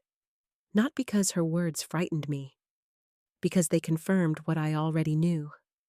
"This is emotional and coercive abuse," she said carefully, "and possibly preparation for forced institutional control." The phrase made my stomach twist. "Can he really do that?" "Legally not easily," she said, "but coercive partners often manipulate victims into signing paperwork or appearing unstable." I thought about Madison questioning her own memory, her own emotions, her own sanity. "God, what do I do?" I asked. "You document everything," the counselor said firmly. "And if you believe there's immediate danger, you contact emergency services for a wellness check." Wellness check. The phrase echoed in my mind after the call ended. Not revenge, not punishment. A welfare check. A safety intervention. That mattered, because I kept asking myself one terrible question over and over again. What if I'm wrong? What if I destroy my relationship with Madison forever because of fear? But another question haunted me more. What if I'm right and do nothing? Around 9:30, my phone rang unexpectedly. Officer Ryan Brooks. For a second, I just stared at the name. Ryan had been one of the fathers from the pediatric oncology ward years ago. His daughter Lily had survived leukemia at age 6. After she recovered, he joined the police academy. We hadn't spoken in nearly 2 years. I answered immediately. "Ryan Blakely," he said warmly at first. "Merry Christmas Eve." Then his voice shifted. "You sounded worried in your voicemail." I closed my eyes briefly. Right. In the middle of the night, overwhelmed and desperate, I had left him a message asking for advice. "I'm sorry for bothering you," I said quickly. "You're not bothering me." Something in his tone nearly made me cry. Kindness feels enormous when you've been drowning in fear. "I don't even know where to begin," I admitted. "Start from the beginning." So I did. Again, the whole story. Ryan listened the same way the hotline counselor had without interrupting. When I finished, the line stayed quiet for a few seconds. Then he asked carefully, "Has Madison directly said she's being hurt?" "No." "Has Ethan threatened violence?" "Not directly." But I swallowed hard. He threatened to keep me from the grandchildren. He monitors her calls. He isolates her. And she's terrified of making him angry. Ryan exhaled slowly. "That's serious, Blakely." Fear twisted inside me again. "But it's not enough for arrest," he added carefully. "I know. And if officers show up without visible cause, Ethan may become more dangerous afterward." That sentence chilled me. Because I had already feared that. "What would you do?" I whispered. Ryan paused. "Then, I'd keep documenting. And if you believe something is happening tomorrow, don't ignore that." I looked down at Madison's text again. Tomorrow. The problem, Ryan continued carefully, is that emotional abuse cases often escalate during holidays. "Why control?" he said simply. "Pressure, isolation, expectations." Sometimes abusers feel threatened by family gatherings, Christmas dinner, a private holiday inside a locked house. Suddenly, the entire situation felt even more dangerous. "What exactly is Ethan planning?" I whispered. "I don't know," Ryan admitted, "but if your daughter is sending coded messages and a child is asking for help, I'd take that seriously." I leaned back in my chair, exhausted. "What if I call for a wellness check and Madison denies everything?" "It happens," Ryan said gently. "Victims often protect their abusers. I already knew that too." "Then what good does it do?" "Sometimes," he said quietly, "it reminds victims they're not invisible." That sentence stayed with me long after we hung up. Not invisible. Maybe that mattered more than I realized, because Ethan's entire system depended on Madison feeling trapped and alone. Around noon, I drove to the pharmacy to pick up a few groceries I didn't really need. I just couldn't sit inside my house anymore. Everywhere I looked, people were smiling, buying wrapping paper, holding children's hands, arguing over pumpkin pies. Normal Christmas things. Meanwhile, my daughter might be sitting inside her house preparing to sign away control of her life. When I got back home, I noticed something strange immediately. A black SUV sat parked across the street from my house. My pulse jumped. For one irrational second, I wondered if Ethan had somehow followed me. But then the vehicle drove away slowly. Probably nothing. Still, my nerves were so frayed by then that everything felt threatening. At 3 p.m, another message came from Madison. No greeting, no explanation, just a photo. My heart nearly stopped when I opened it. A dining room table, fully decorated for Christmas dinner, gold candles, wine glasses, formal plates, and sitting near Ethan's chair, a stack of papers.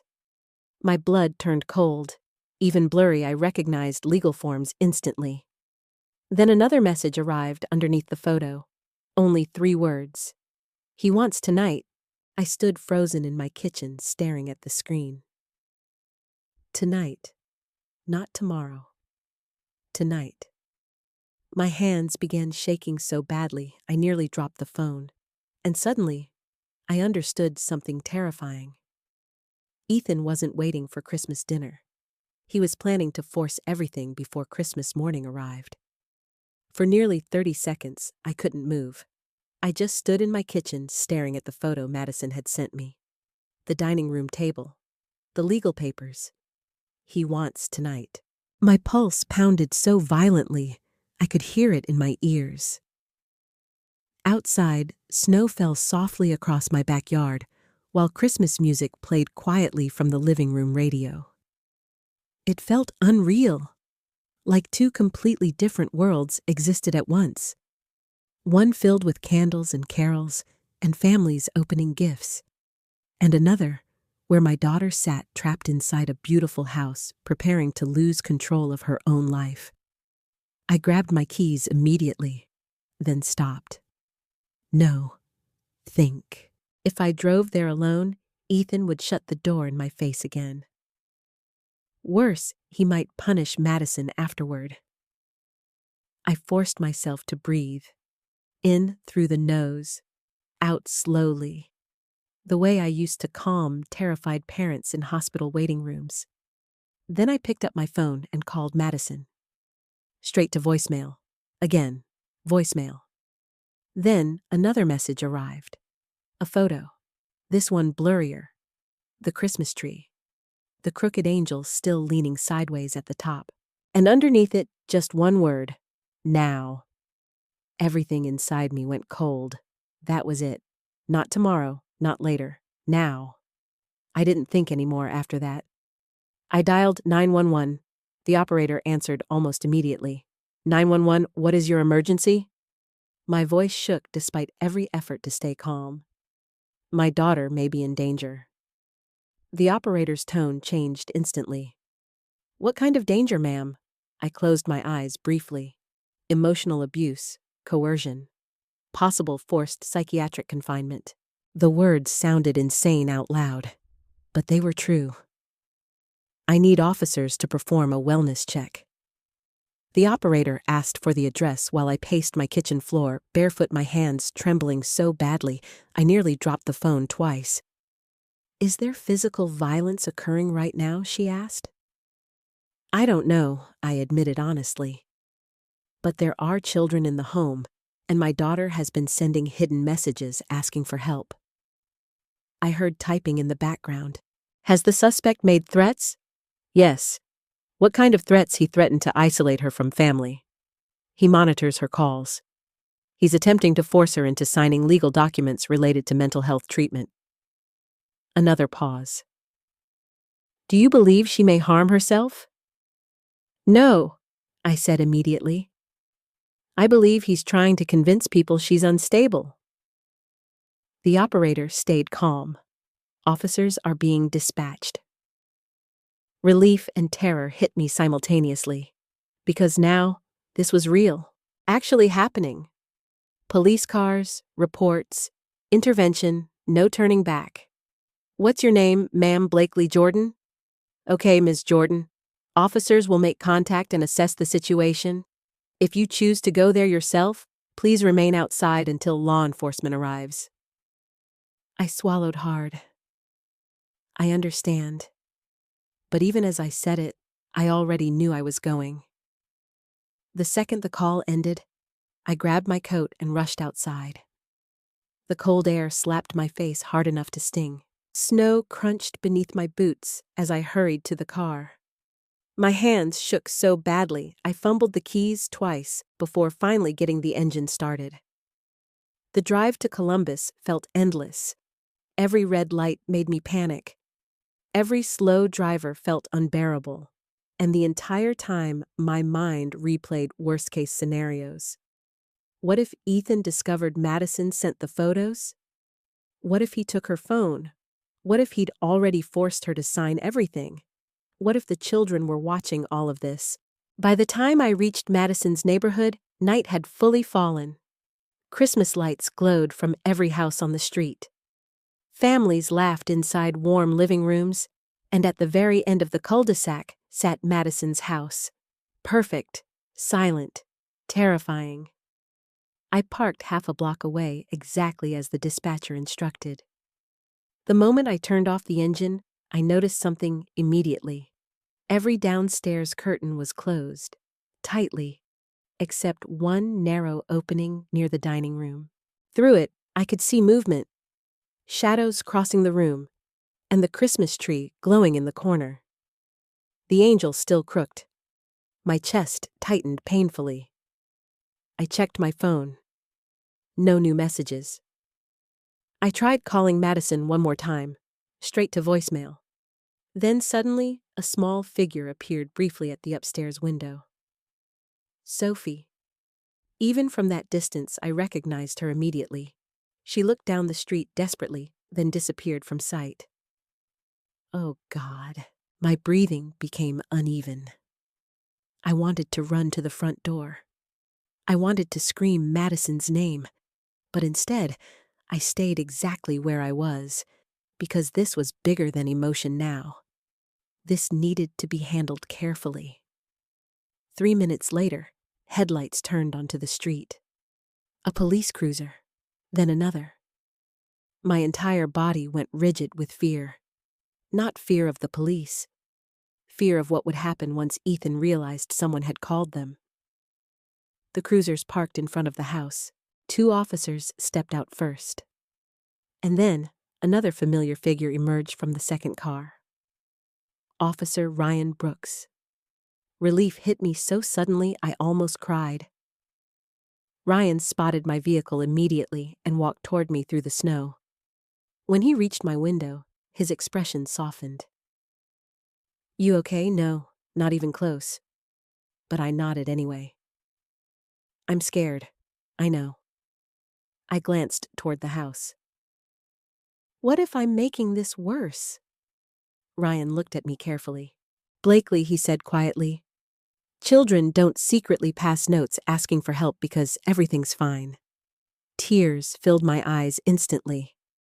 Inside the house, the front door opened. Ethan stepped onto the porch. Even from a distance, he looked composed. Calm, controlled. He wore a dark sweater and held one hand casually in his pocket, like this was all some ridiculous misunderstanding. God, he was good at performing normal. Ryan's voice lowered.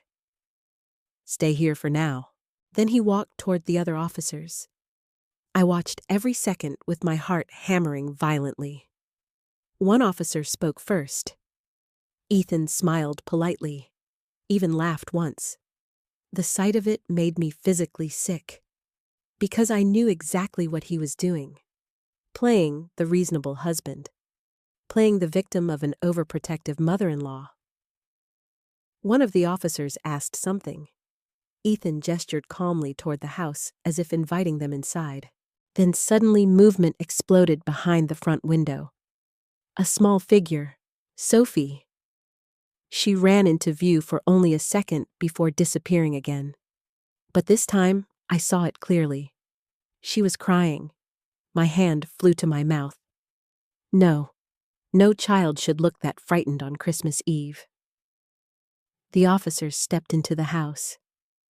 Ethan followed them inside. The front door closed, and then came the longest 10 minutes of my life. I sat frozen in my car, staring at the glowing windows. Every horrible possibility crashed through my mind. What if Madison denied everything? What if Ethan convinced them she was unstable? What if the police left and things became worse afterward? Snow continued falling quietly across the windshield. The radio played Silent Night so softly, I almost laughed at the cruelty of it. Silent night. Nothing about this night felt silent. Then suddenly, the front door burst open again, and Sophie came running out, barefoot, crying hysterically. Please, she screamed into the cold night air. Please don't let Daddy take Mommy tonight. Every officer on the porch froze instantly. My heart stopped. Sophie pointed frantically back toward the house. He locked her in. The world seemed to tilt sideways. One officer immediately rushed back inside. Another crouched beside Sophie. And for the first time since this nightmare began, Ethan's perfect mask finally cracked. Even from across the street, I saw it happen. Panic, real panic. Not anger, not annoyance, fear, because his control over the story was slipping away. And deep inside that Christmas-decorated house, the truth was finally starting to come out. The moment Sophie screamed those words, everything changed. Please don't let Daddy take Mommy tonight. The sound cut through the snowy street like shattered glass. One officer immediately rushed back through the front door, while another wrapped a blanket around Sophie's tiny shoulders. The poor child was shaking so hard, her teeth chattered. I threw open my car door before I even realized I was moving. Blakely Ryan called after me, but I was already running across the snow-covered street. My boots slipped once on the icy pavement, and for one horrifying second, I almost fell. Somehow, I caught myself against the hood of a parked car and kept going. All I could think was, my daughter is inside that house, locked inside. When I reached the driveway, Sophie saw me and burst into tears again.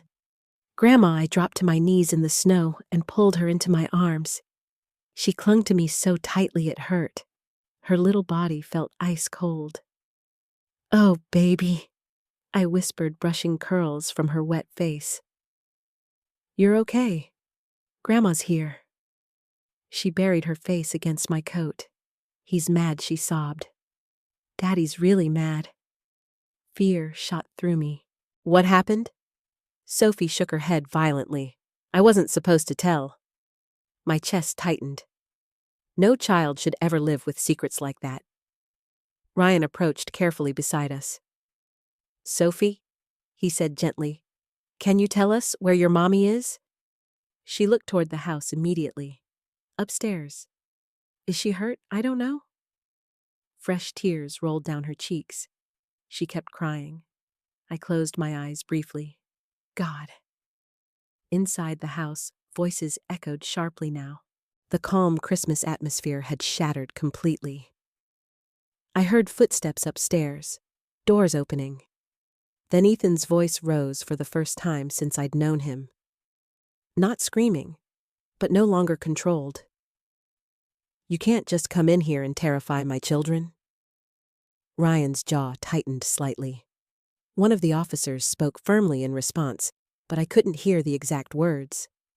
Then suddenly, the upstairs lights flicked on. A few seconds later, movement appeared at one of the windows. Madison. My heart nearly stopped. She looked pale, terrified, and for one horrible second, our eyes met through the glass. I will never forget that look as long as I live. Not embarrassment, not anger, relief, pure, overwhelming relief, like someone drowning finally seeing the surface. Then she disappeared from the window again. Ryan pressed a hand lightly against my shoulder. Stay with Sophie. I need to see my daughter. You will. The calm certainty in his voice kept me from completely falling apart. Inside the house, another officer emerged, carrying Lucas wrapped in a blanket. The little boy looked confused and frightened. The second he saw me, he ran straight toward us. Grandma, I pulled him into my other arm while Sophie clung to my coat, both children shaking, both terrified. Christmas Eve. God. I looked up at the glowing house through tears. What had Ethan done to them? The front door opened again. This time, Madison stepped outside. And for a second, I genuinely forgot how to breathe. She looked exhausted. Not physically beaten. Something worse. emotionally destroyed. Her cardigan hung loosely off one shoulder. Her face was blotchy from crying, and both of her hands shook visibly as she stepped onto the porch. An officer walked beside her carefully. Ethan followed close behind, still talking, still performing. "You're blowing this completely out of proportion," he insisted sharply.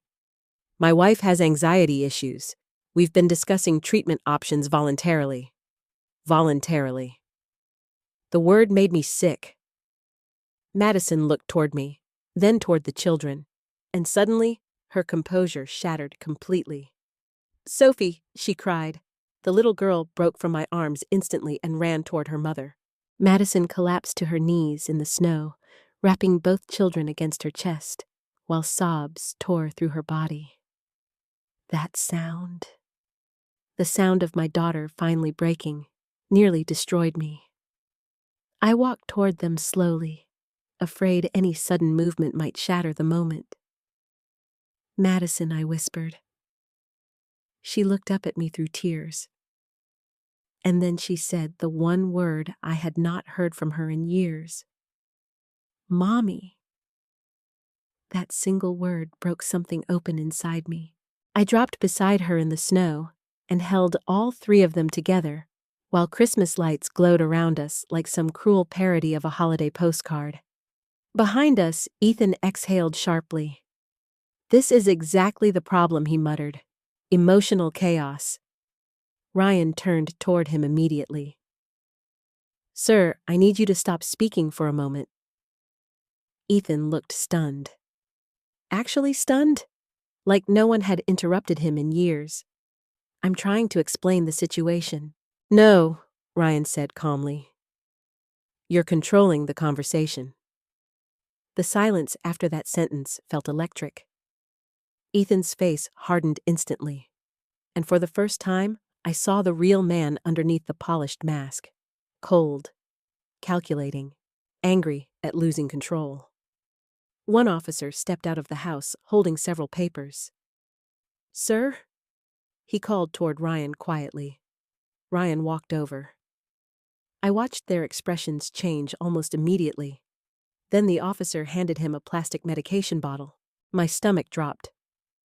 Ryan read the label carefully. "Who is this prescribed to?" he asked. Ethan straightened immediately. "That's mine." Ryan looked toward Madison. "Do you take this medication?" Madison stared at the bottle for several seconds before answering softly.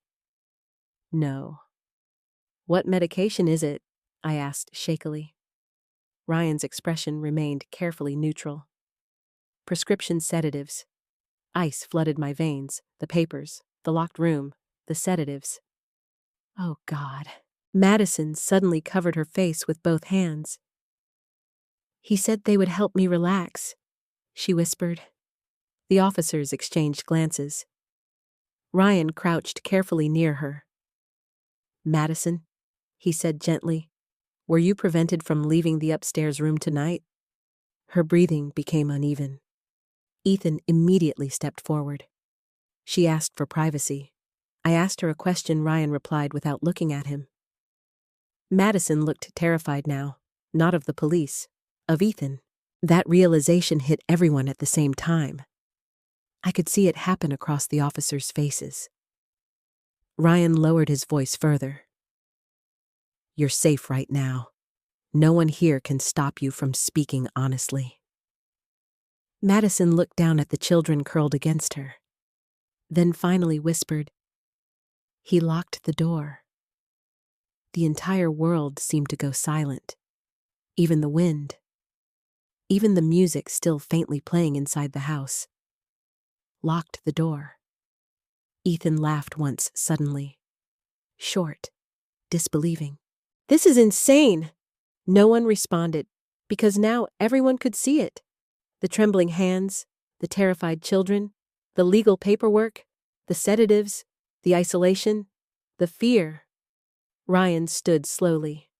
"Sir," he said calmly, "I need you to step away from your wife." Ethan's expression darkened immediately. "You cannot seriously believe this." Ryan's voice stayed steady. I need you to step back now. For a moment, I genuinely thought Ethan might refuse. His jaw clenched hard enough to twitch. Then finally, he stepped backward. But the look he gave Madison, I had never seen hatred so cold. Madison saw it too. She physically flinched.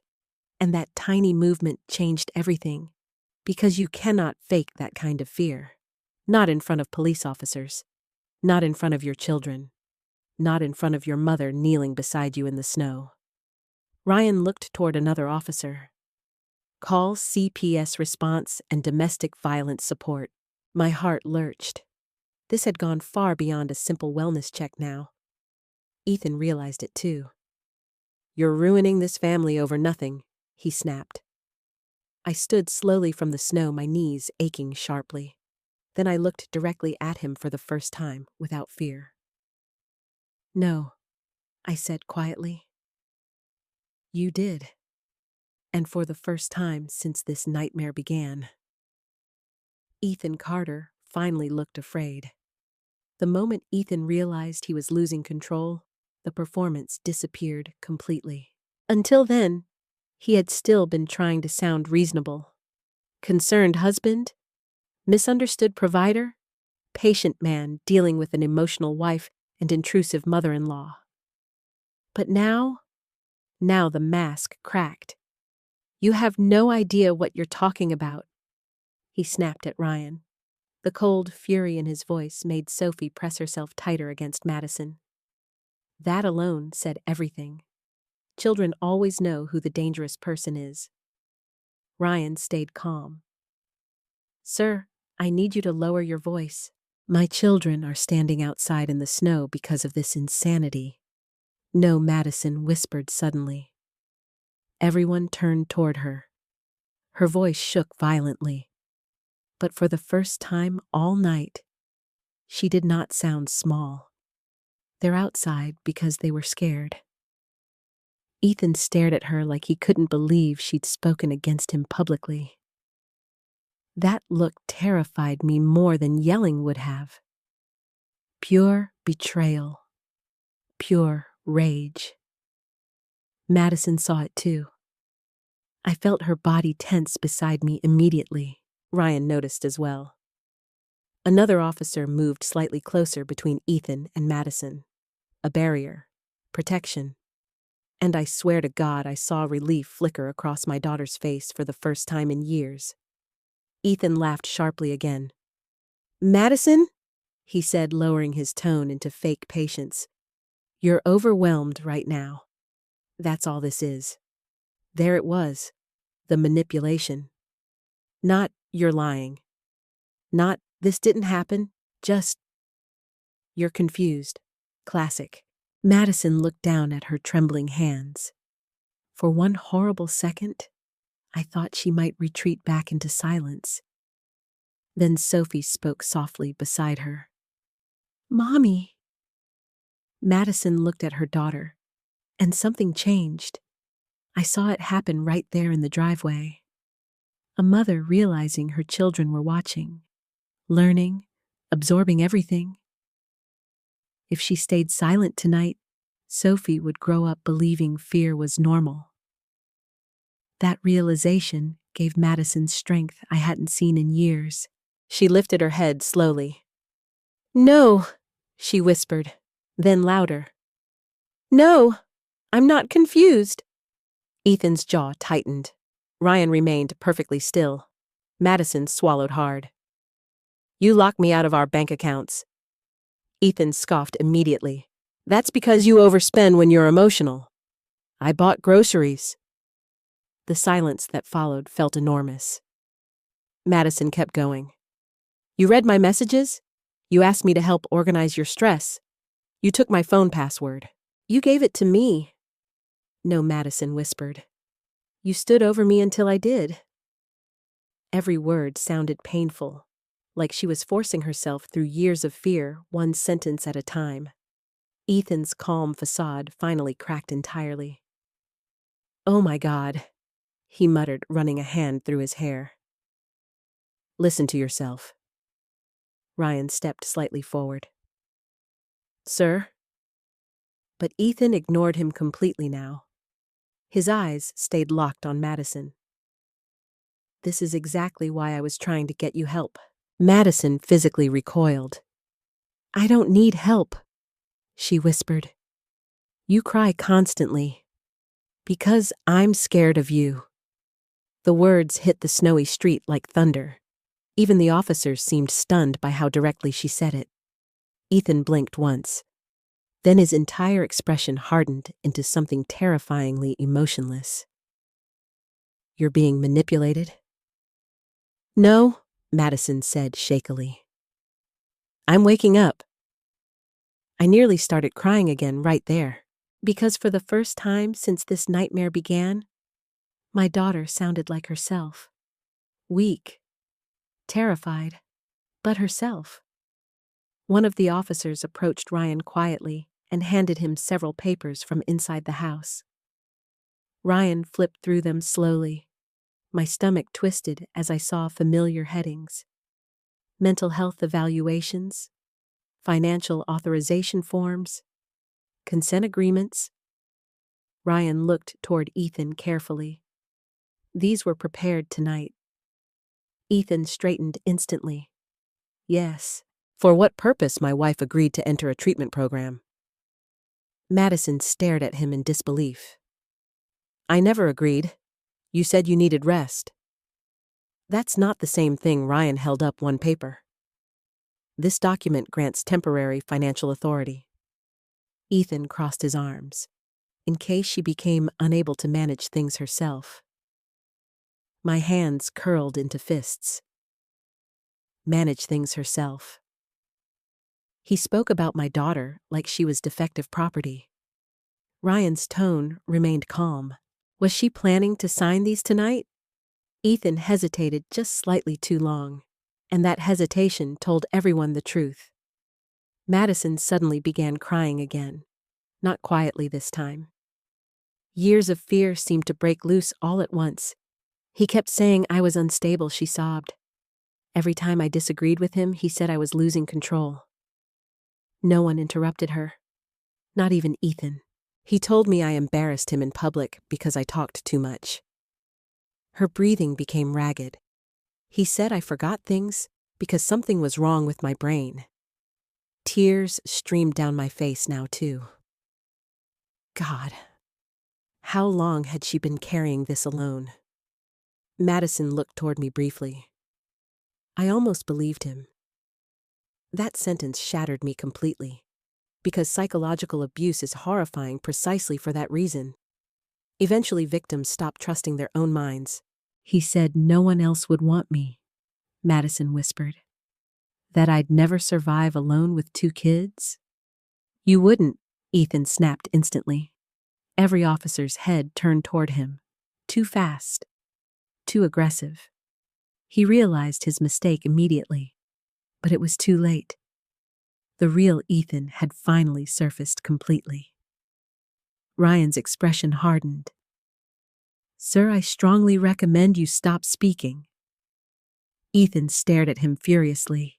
You think you understand marriage because of one emotional holiday argument? No, Ryan replied evenly. I understand coercive control. That sentence hit Ethan harder than anything else had all night. Because suddenly, this was no longer framed as a misunderstanding. It had a name, a real one, and everyone standing there could see it. At that moment, another car pulled into the street. Vanessa. She jumped out before the engine fully stopped clutching her purse against the cold. The second Madison saw her, she started crying harder. Oh my God! Vanessa whispered, rushing toward her. Ethan looked genuinely furious now. Are you kidding me? Vanessa ignored him completely. Instead, she pulled several folded papers from her bag and handed them directly to Ryan. These are screenshots Madison sent me weeks ago, she said shakily. Ryan reviewed them carefully. Then his expression darkened further. What is it? I asked softly. Ryan looked toward Ethan, These include text exchanges discussing psychiatric admission planning without documented medical recommendation. Ethan immediately stepped forward. That was private marital communication. No, Vanessa snapped for the first time. It was manipulation. Ethan pointed at her angrily. You poisoned her against me. No, Vanessa said. You isolated her from everyone who loved her. The silence afterward felt raw and terrible. Snow continued falling softly around all of us. Christmas lights blinked peacefully across the neighborhood, while one family collapsed in public. Then Ryan spoke quietly into his radio. I couldn't hear everything, only fragments. Possible coercive domestic situation, children present, financial exploitation concerns. My pulse hammered. This was becoming official now. Real records, real investigations. Ethan understood that too. And suddenly, his anger shifted into desperation. He looked at Madison. Please, he said quietly. Don't do this. For one horrible second, I saw her weaken again. Because victims remember the good moments too. That's what makes leaving so difficult. But then Lucas spoke softly from beside her. Mommy. Madison looked down at her son, then at Sophie, then finally at me. And I saw it happen. The moment she chose. Not Ethan, not fear. Us. Her children. Herself. Madison stood slowly despite shaking so badly she could barely balance. Then she looked directly at Ryan and whispered, I don't want to stay here tonight. The entire world seemed to exhale at once. Because finally, my daughter had said the words herself. And Ethan knew he had lost. The moment Madison said she didn't want to stay there, something inside me finally unclenched. Not completely. Not safely. But enough for me to breathe again. Ryan nodded immediately. Okay, he said gently. We'll help you and the children leave safely tonight. Ethan stared at him in disbelief. You can't just remove my family from my house. Ryan's expression stayed calm. No one is removing anyone against their will. Then he looked directly at Madison. Is leaving tonight what you want? Madison hesitated only a second this time. Yes. That single word seemed to hollow Ethan out. I watched the realization hit him in real time. The control was gone. Not fully, not permanently, but enough. Enough for Madison to speak. Enough for police officers to witness the fear. Enough for the children to finally stop pretending everything was normal. Ethan looked at me then. Not Madison. Me? And the hatred in his eyes made my stomach turn. This is your fault, he said quietly. I surprised myself by not flinching. No, I answered softly. It's yours. For several seconds, no one spoke. Snow drifted lazily through the glowing Christmas lights while my daughter's marriage collapsed in the driveway. Then Madison suddenly whispered, I need the kids' things. Ryan nodded toward another officer. We can escort you inside. Madison froze instantly. The fear returned so quickly it broke my heart. She didn't want to be alone in that house with Ethan anymore. Even for 5 minutes. I'll go with her, Vanessa said immediately. Ryan agreed. 2 officers accompanied them inside while Ethan stood rigid near the porch steps, jaw tight with barely controlled anger. Lucas clung to my hand. Sophie refused to let go of my coat. The poor children looked exhausted, traumatized, and suddenly rage hit me harder than fear ever had. Because Ethan hadn't only hurt my daughter. He had stolen safety from children. Christmas from children. I crouched slowly in front of them despite my aching knees. Hey, I whispered gently. You two are very brave.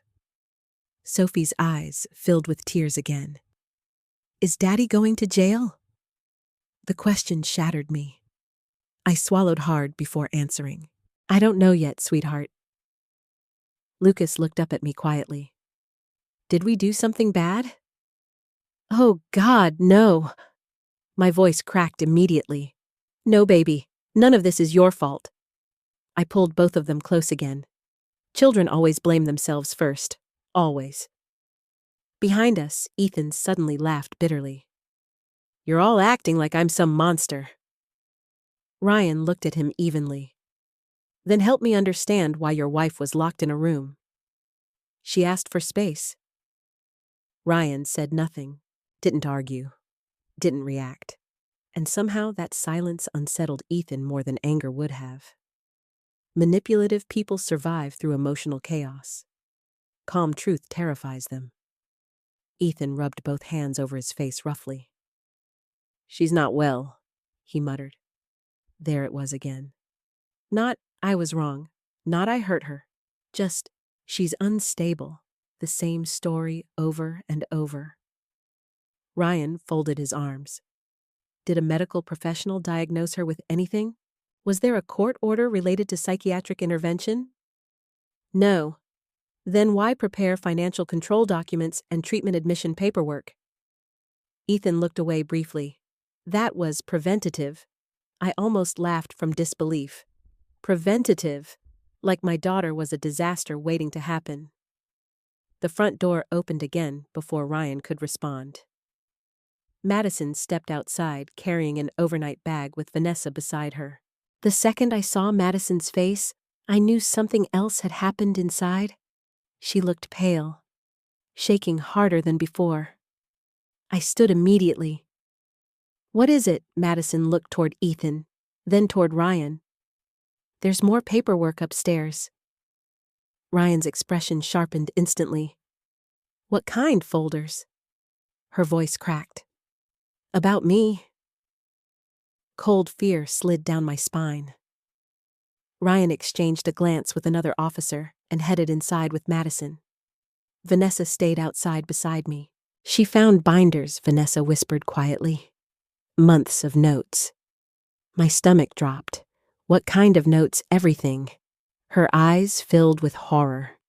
Weight changes, emotional reactions, crying episodes, spending habits, sleep schedules. I felt physically sick. That wasn't concern. That was surveillance. He documented panic attacks after arguments he started, Vanessa whispered. And he saved screenshots of her texts. God, the depth of the control suddenly became terrifyingly clear. Ethan had been building a narrative. Slowly, patiently. Creating evidence that Madison was unstable while actively destroying her mental health. No wonder she almost believed him. I looked toward Ethan standing alone near the porch. For the first time since I'd known him, he looked less like a successful businessman and more like something deeply empty. A man who needed total control to feel powerful. A man who mistook possession for love. The front door opened again.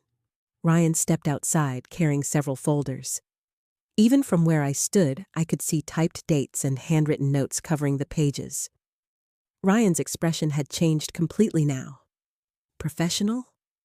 Severe. One of the other officers quietly took photographs of the documents. Ethan finally looked nervous again. You're violating my privacy. Ryan ignored him. Instead, he turned toward Madison carefully. Do you have somewhere safe you can stay tonight? Madison looked at me immediately, and suddenly I understood something heartbreaking. She still wasn't sure she deserved to come home. I stepped forward without hesitation. You're coming with me. Madison's face crumpled instantly. The children wrapped around her again. And then right there in the driveway beneath falling snow and flashing police lights, my daughter broke completely. I'm sorry, she sobbed. I'm so sorry, Mom. I pulled her into my arms immediately. No, I whispered fiercely. No apologizing, but I pushed you away. You were surviving. That made her cry harder. I thought if I kept everyone calm, things would get better.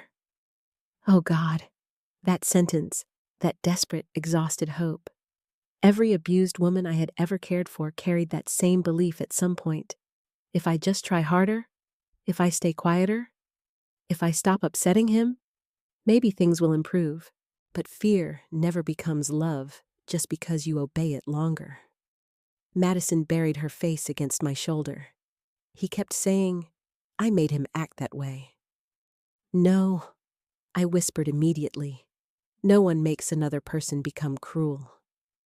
The children clung to both of us while Vanessa quietly wiped tears nearby. And suddenly, for the first time all night, Sophie spoke again. Very softly. Can we still have Christmas? The question nearly destroyed all of us. Madison let out a broken sound somewhere between a laugh and a sob. I cupped Sophie's face gently. Baby, I whispered, Christmas isn't a house. Fresh tears filled Madison's eyes. It isn't presents or perfect decorations either. Lucas looked up at me carefully. Then what is it? I looked at my daughter, at my grandchildren, at the police officers standing quietly nearby while snow covered the driveway. And I answered honestly, it's being safe with people who love you. Madison started crying again.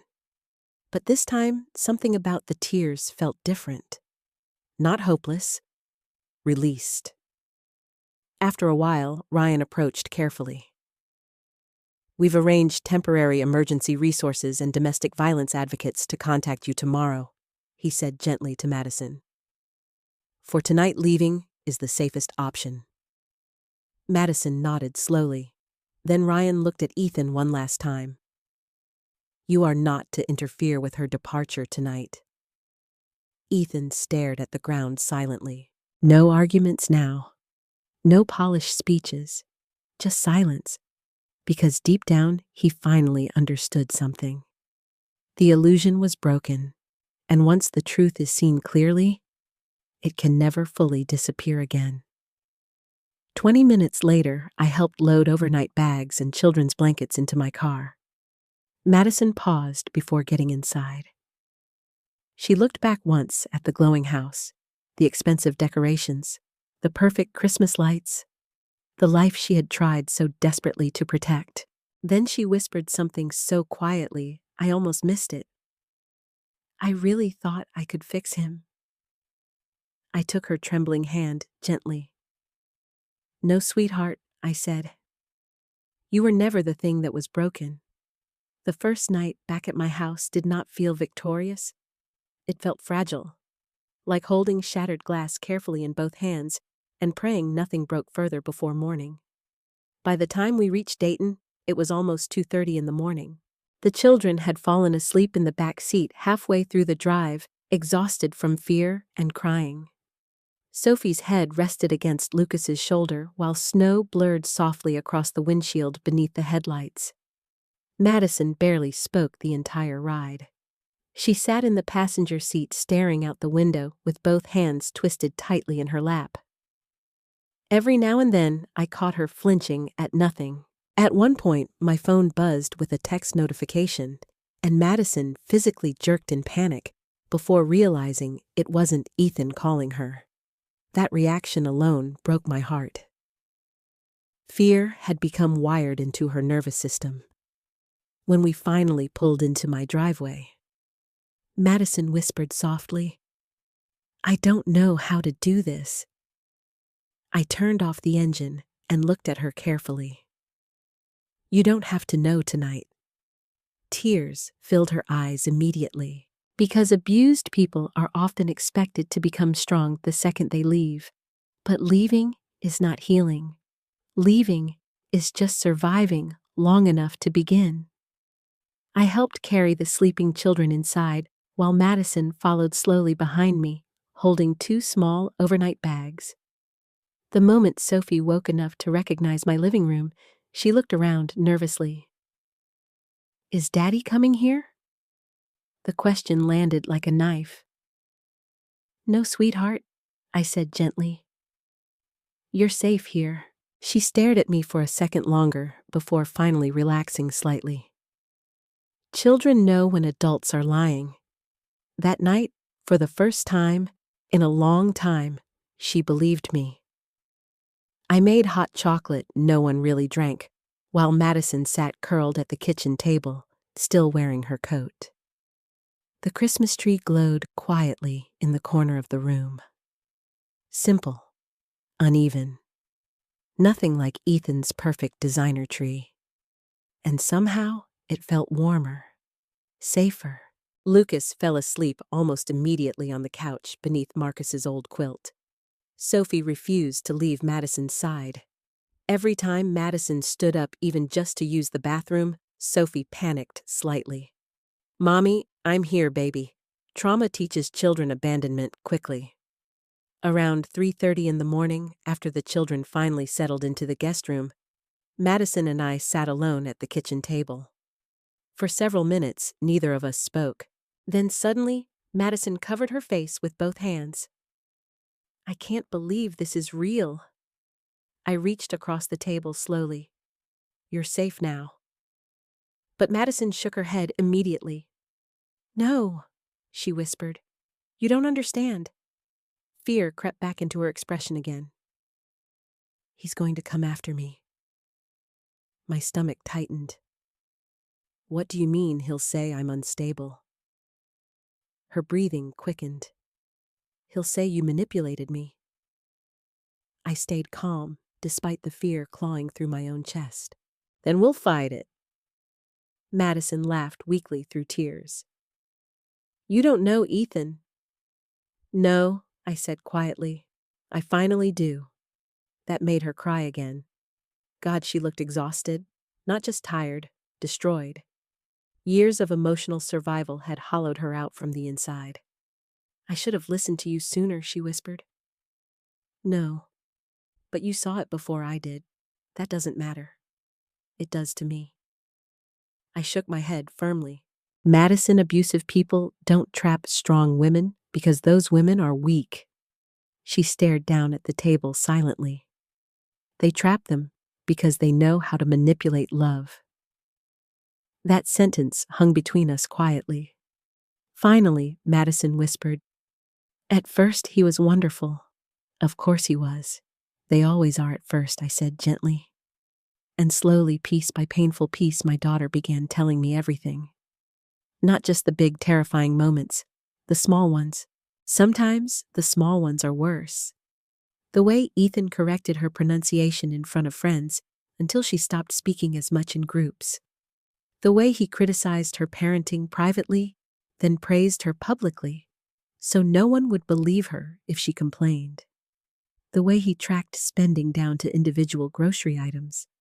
The way he punished her emotionally for days after disagreements by becoming cold and silent. The way he convinced her she was forgetful, emotional, unstable. "He used to hide things," Madison whispered. I frowned. "What things? My keys, my phone, bills?" A chill slid down my spine. Then he'd find them later and smile gently while asking if maybe she was stressed again. Gaslighting. Deliberate. Cruel. "He kept telling me I needed help," Madison whispered. Eventually, I started wondering if maybe he was right. I reached for her hand immediately. "No. But I forgot things sometimes. Because you were living under constant stress." Fresh tears rolled down her face. I stopped trusting myself. That sentence broke me more than anything else she'd said all night. Not the threats, not the locked doors. That, because identity erosion is the deepest wound emotional abuse creates. By sunrise, we had barely slept at all. At 8 in the morning, Ryan called. His voice remained calm and professional, but there was warmth underneath it. I wanted to check on everyone. "We're okay," I said softly. A pause. Then, "How's Madison?" I looked toward the living room where she sat wrapped in a blanket while Sophie slept against her shoulder. "She's overwhelmed. That's normal." Normal. Strange word. Nothing about this felt normal. Ryan explained that domestic violence advocates and emergency family services would contact Madison later that day. He also warned us Ethan might attempt communication immediately. "He's already calling," Madison whispered suddenly from the couch.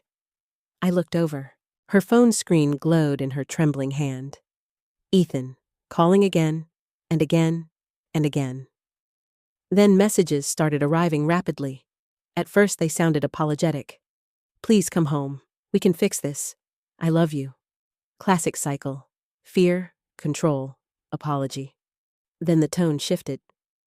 "You're embarrassing our family. The children are confused. Your mother manipulated this situation." Then finally, "If you do this, there's no going back."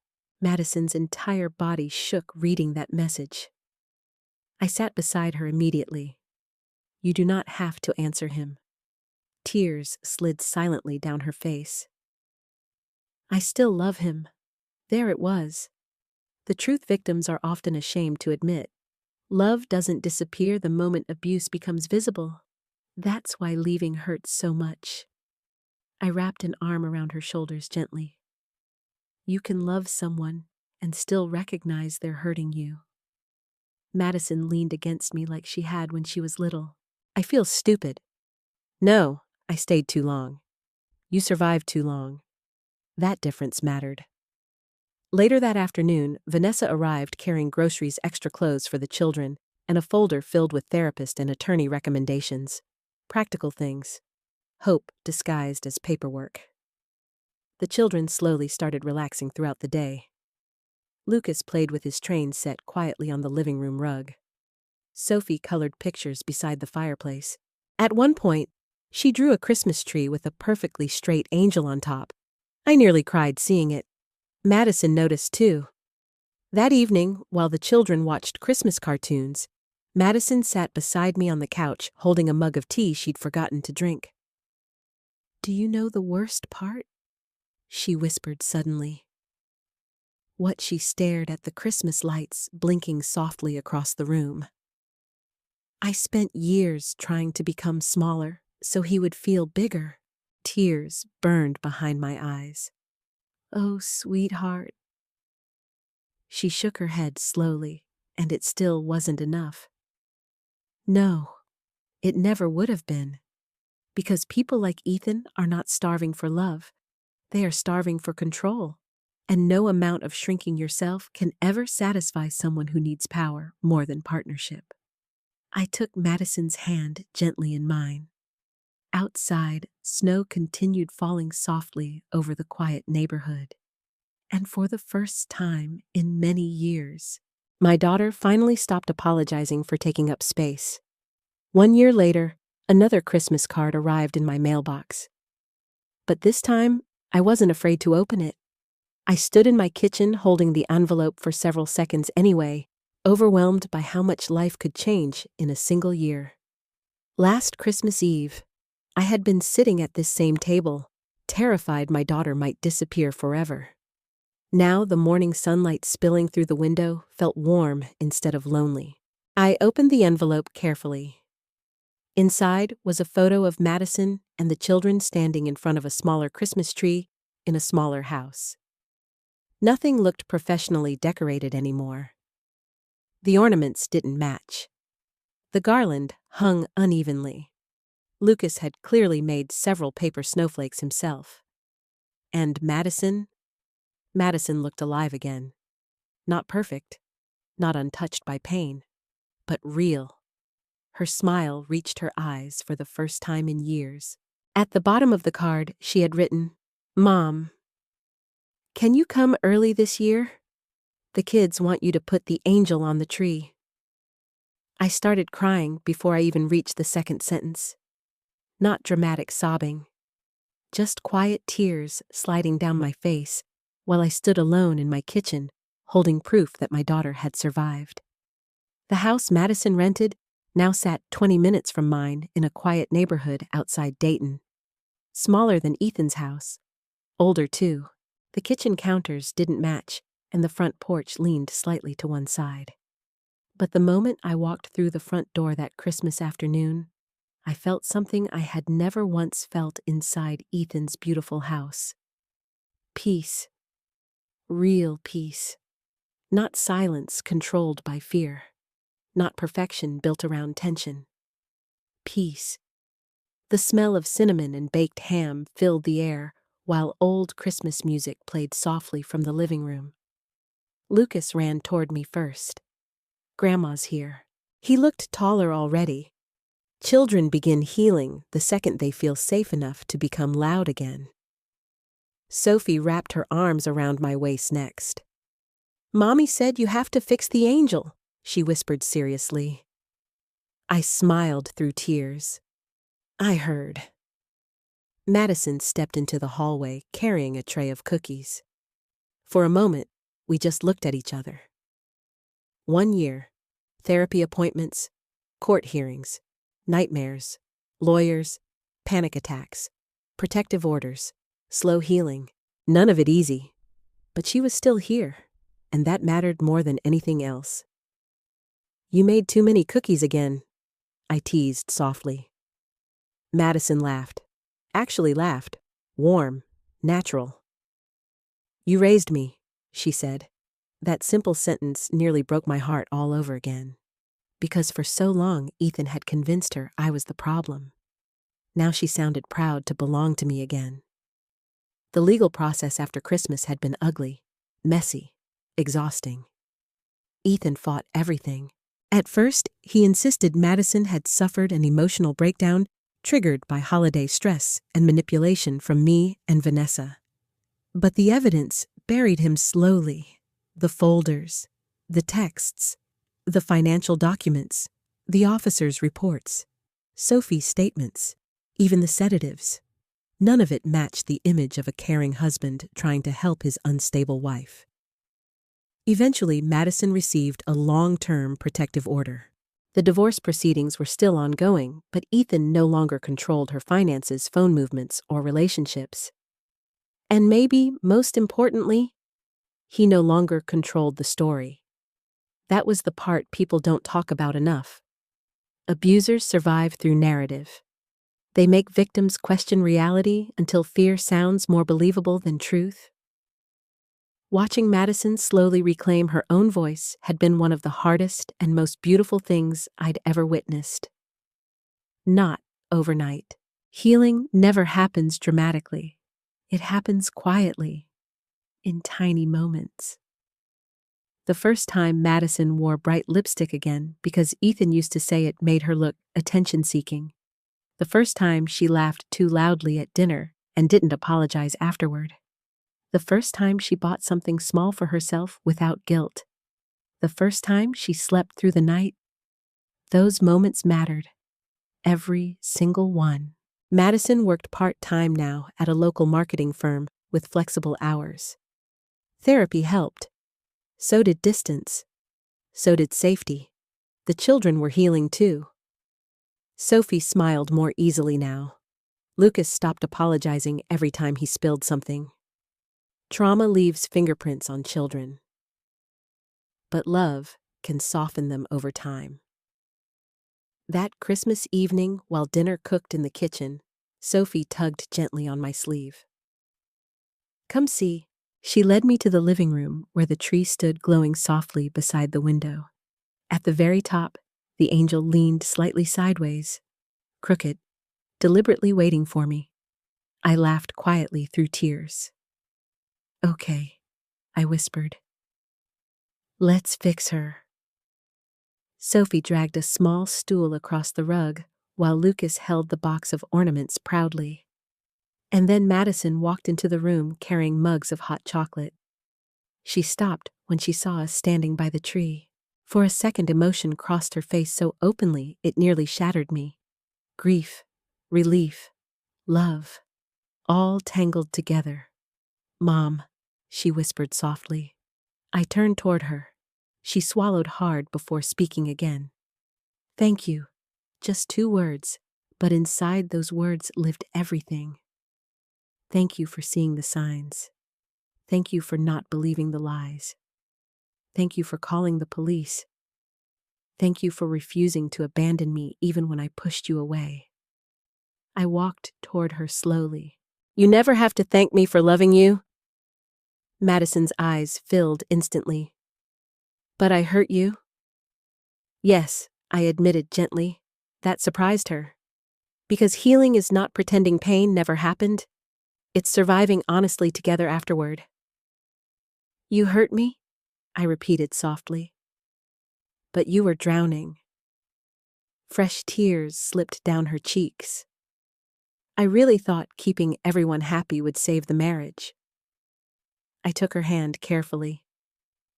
No, sweetheart. I glanced toward Sophie and Lucas hanging ornaments nearby. Real love never asks you to disappear to prove it. For several seconds, neither of us spoke. Then Madison suddenly laughed weakly through tears. You know what the strangest part is? What I thought calling the police would destroy our family. I smiled sadly. In a way it did. She nodded slowly. Then I touched her face gently. But sometimes destroying the lie is the only way to save the people inside it. That night, we ate Christmas dinner crowded around a small wooden table, while the children argued over marshmallows in their hot chocolate. Nothing matched perfectly. The gravy burned slightly. Lucas dropped his fork twice. Sophie accidentally spilled cranberry sauce across the tablecloth. And no one got scared. No one froze. No one apologized for breathing too loudly. Later, after presents were opened and the children fell asleep beside the fireplace, Madison and I sat quietly in the glow of the Christmas tree. The angel stood perfectly straight now. She rested her head against my shoulder softly, just like she used to when she was little. I almost didn't send those messages, she whispered. My chest tightened.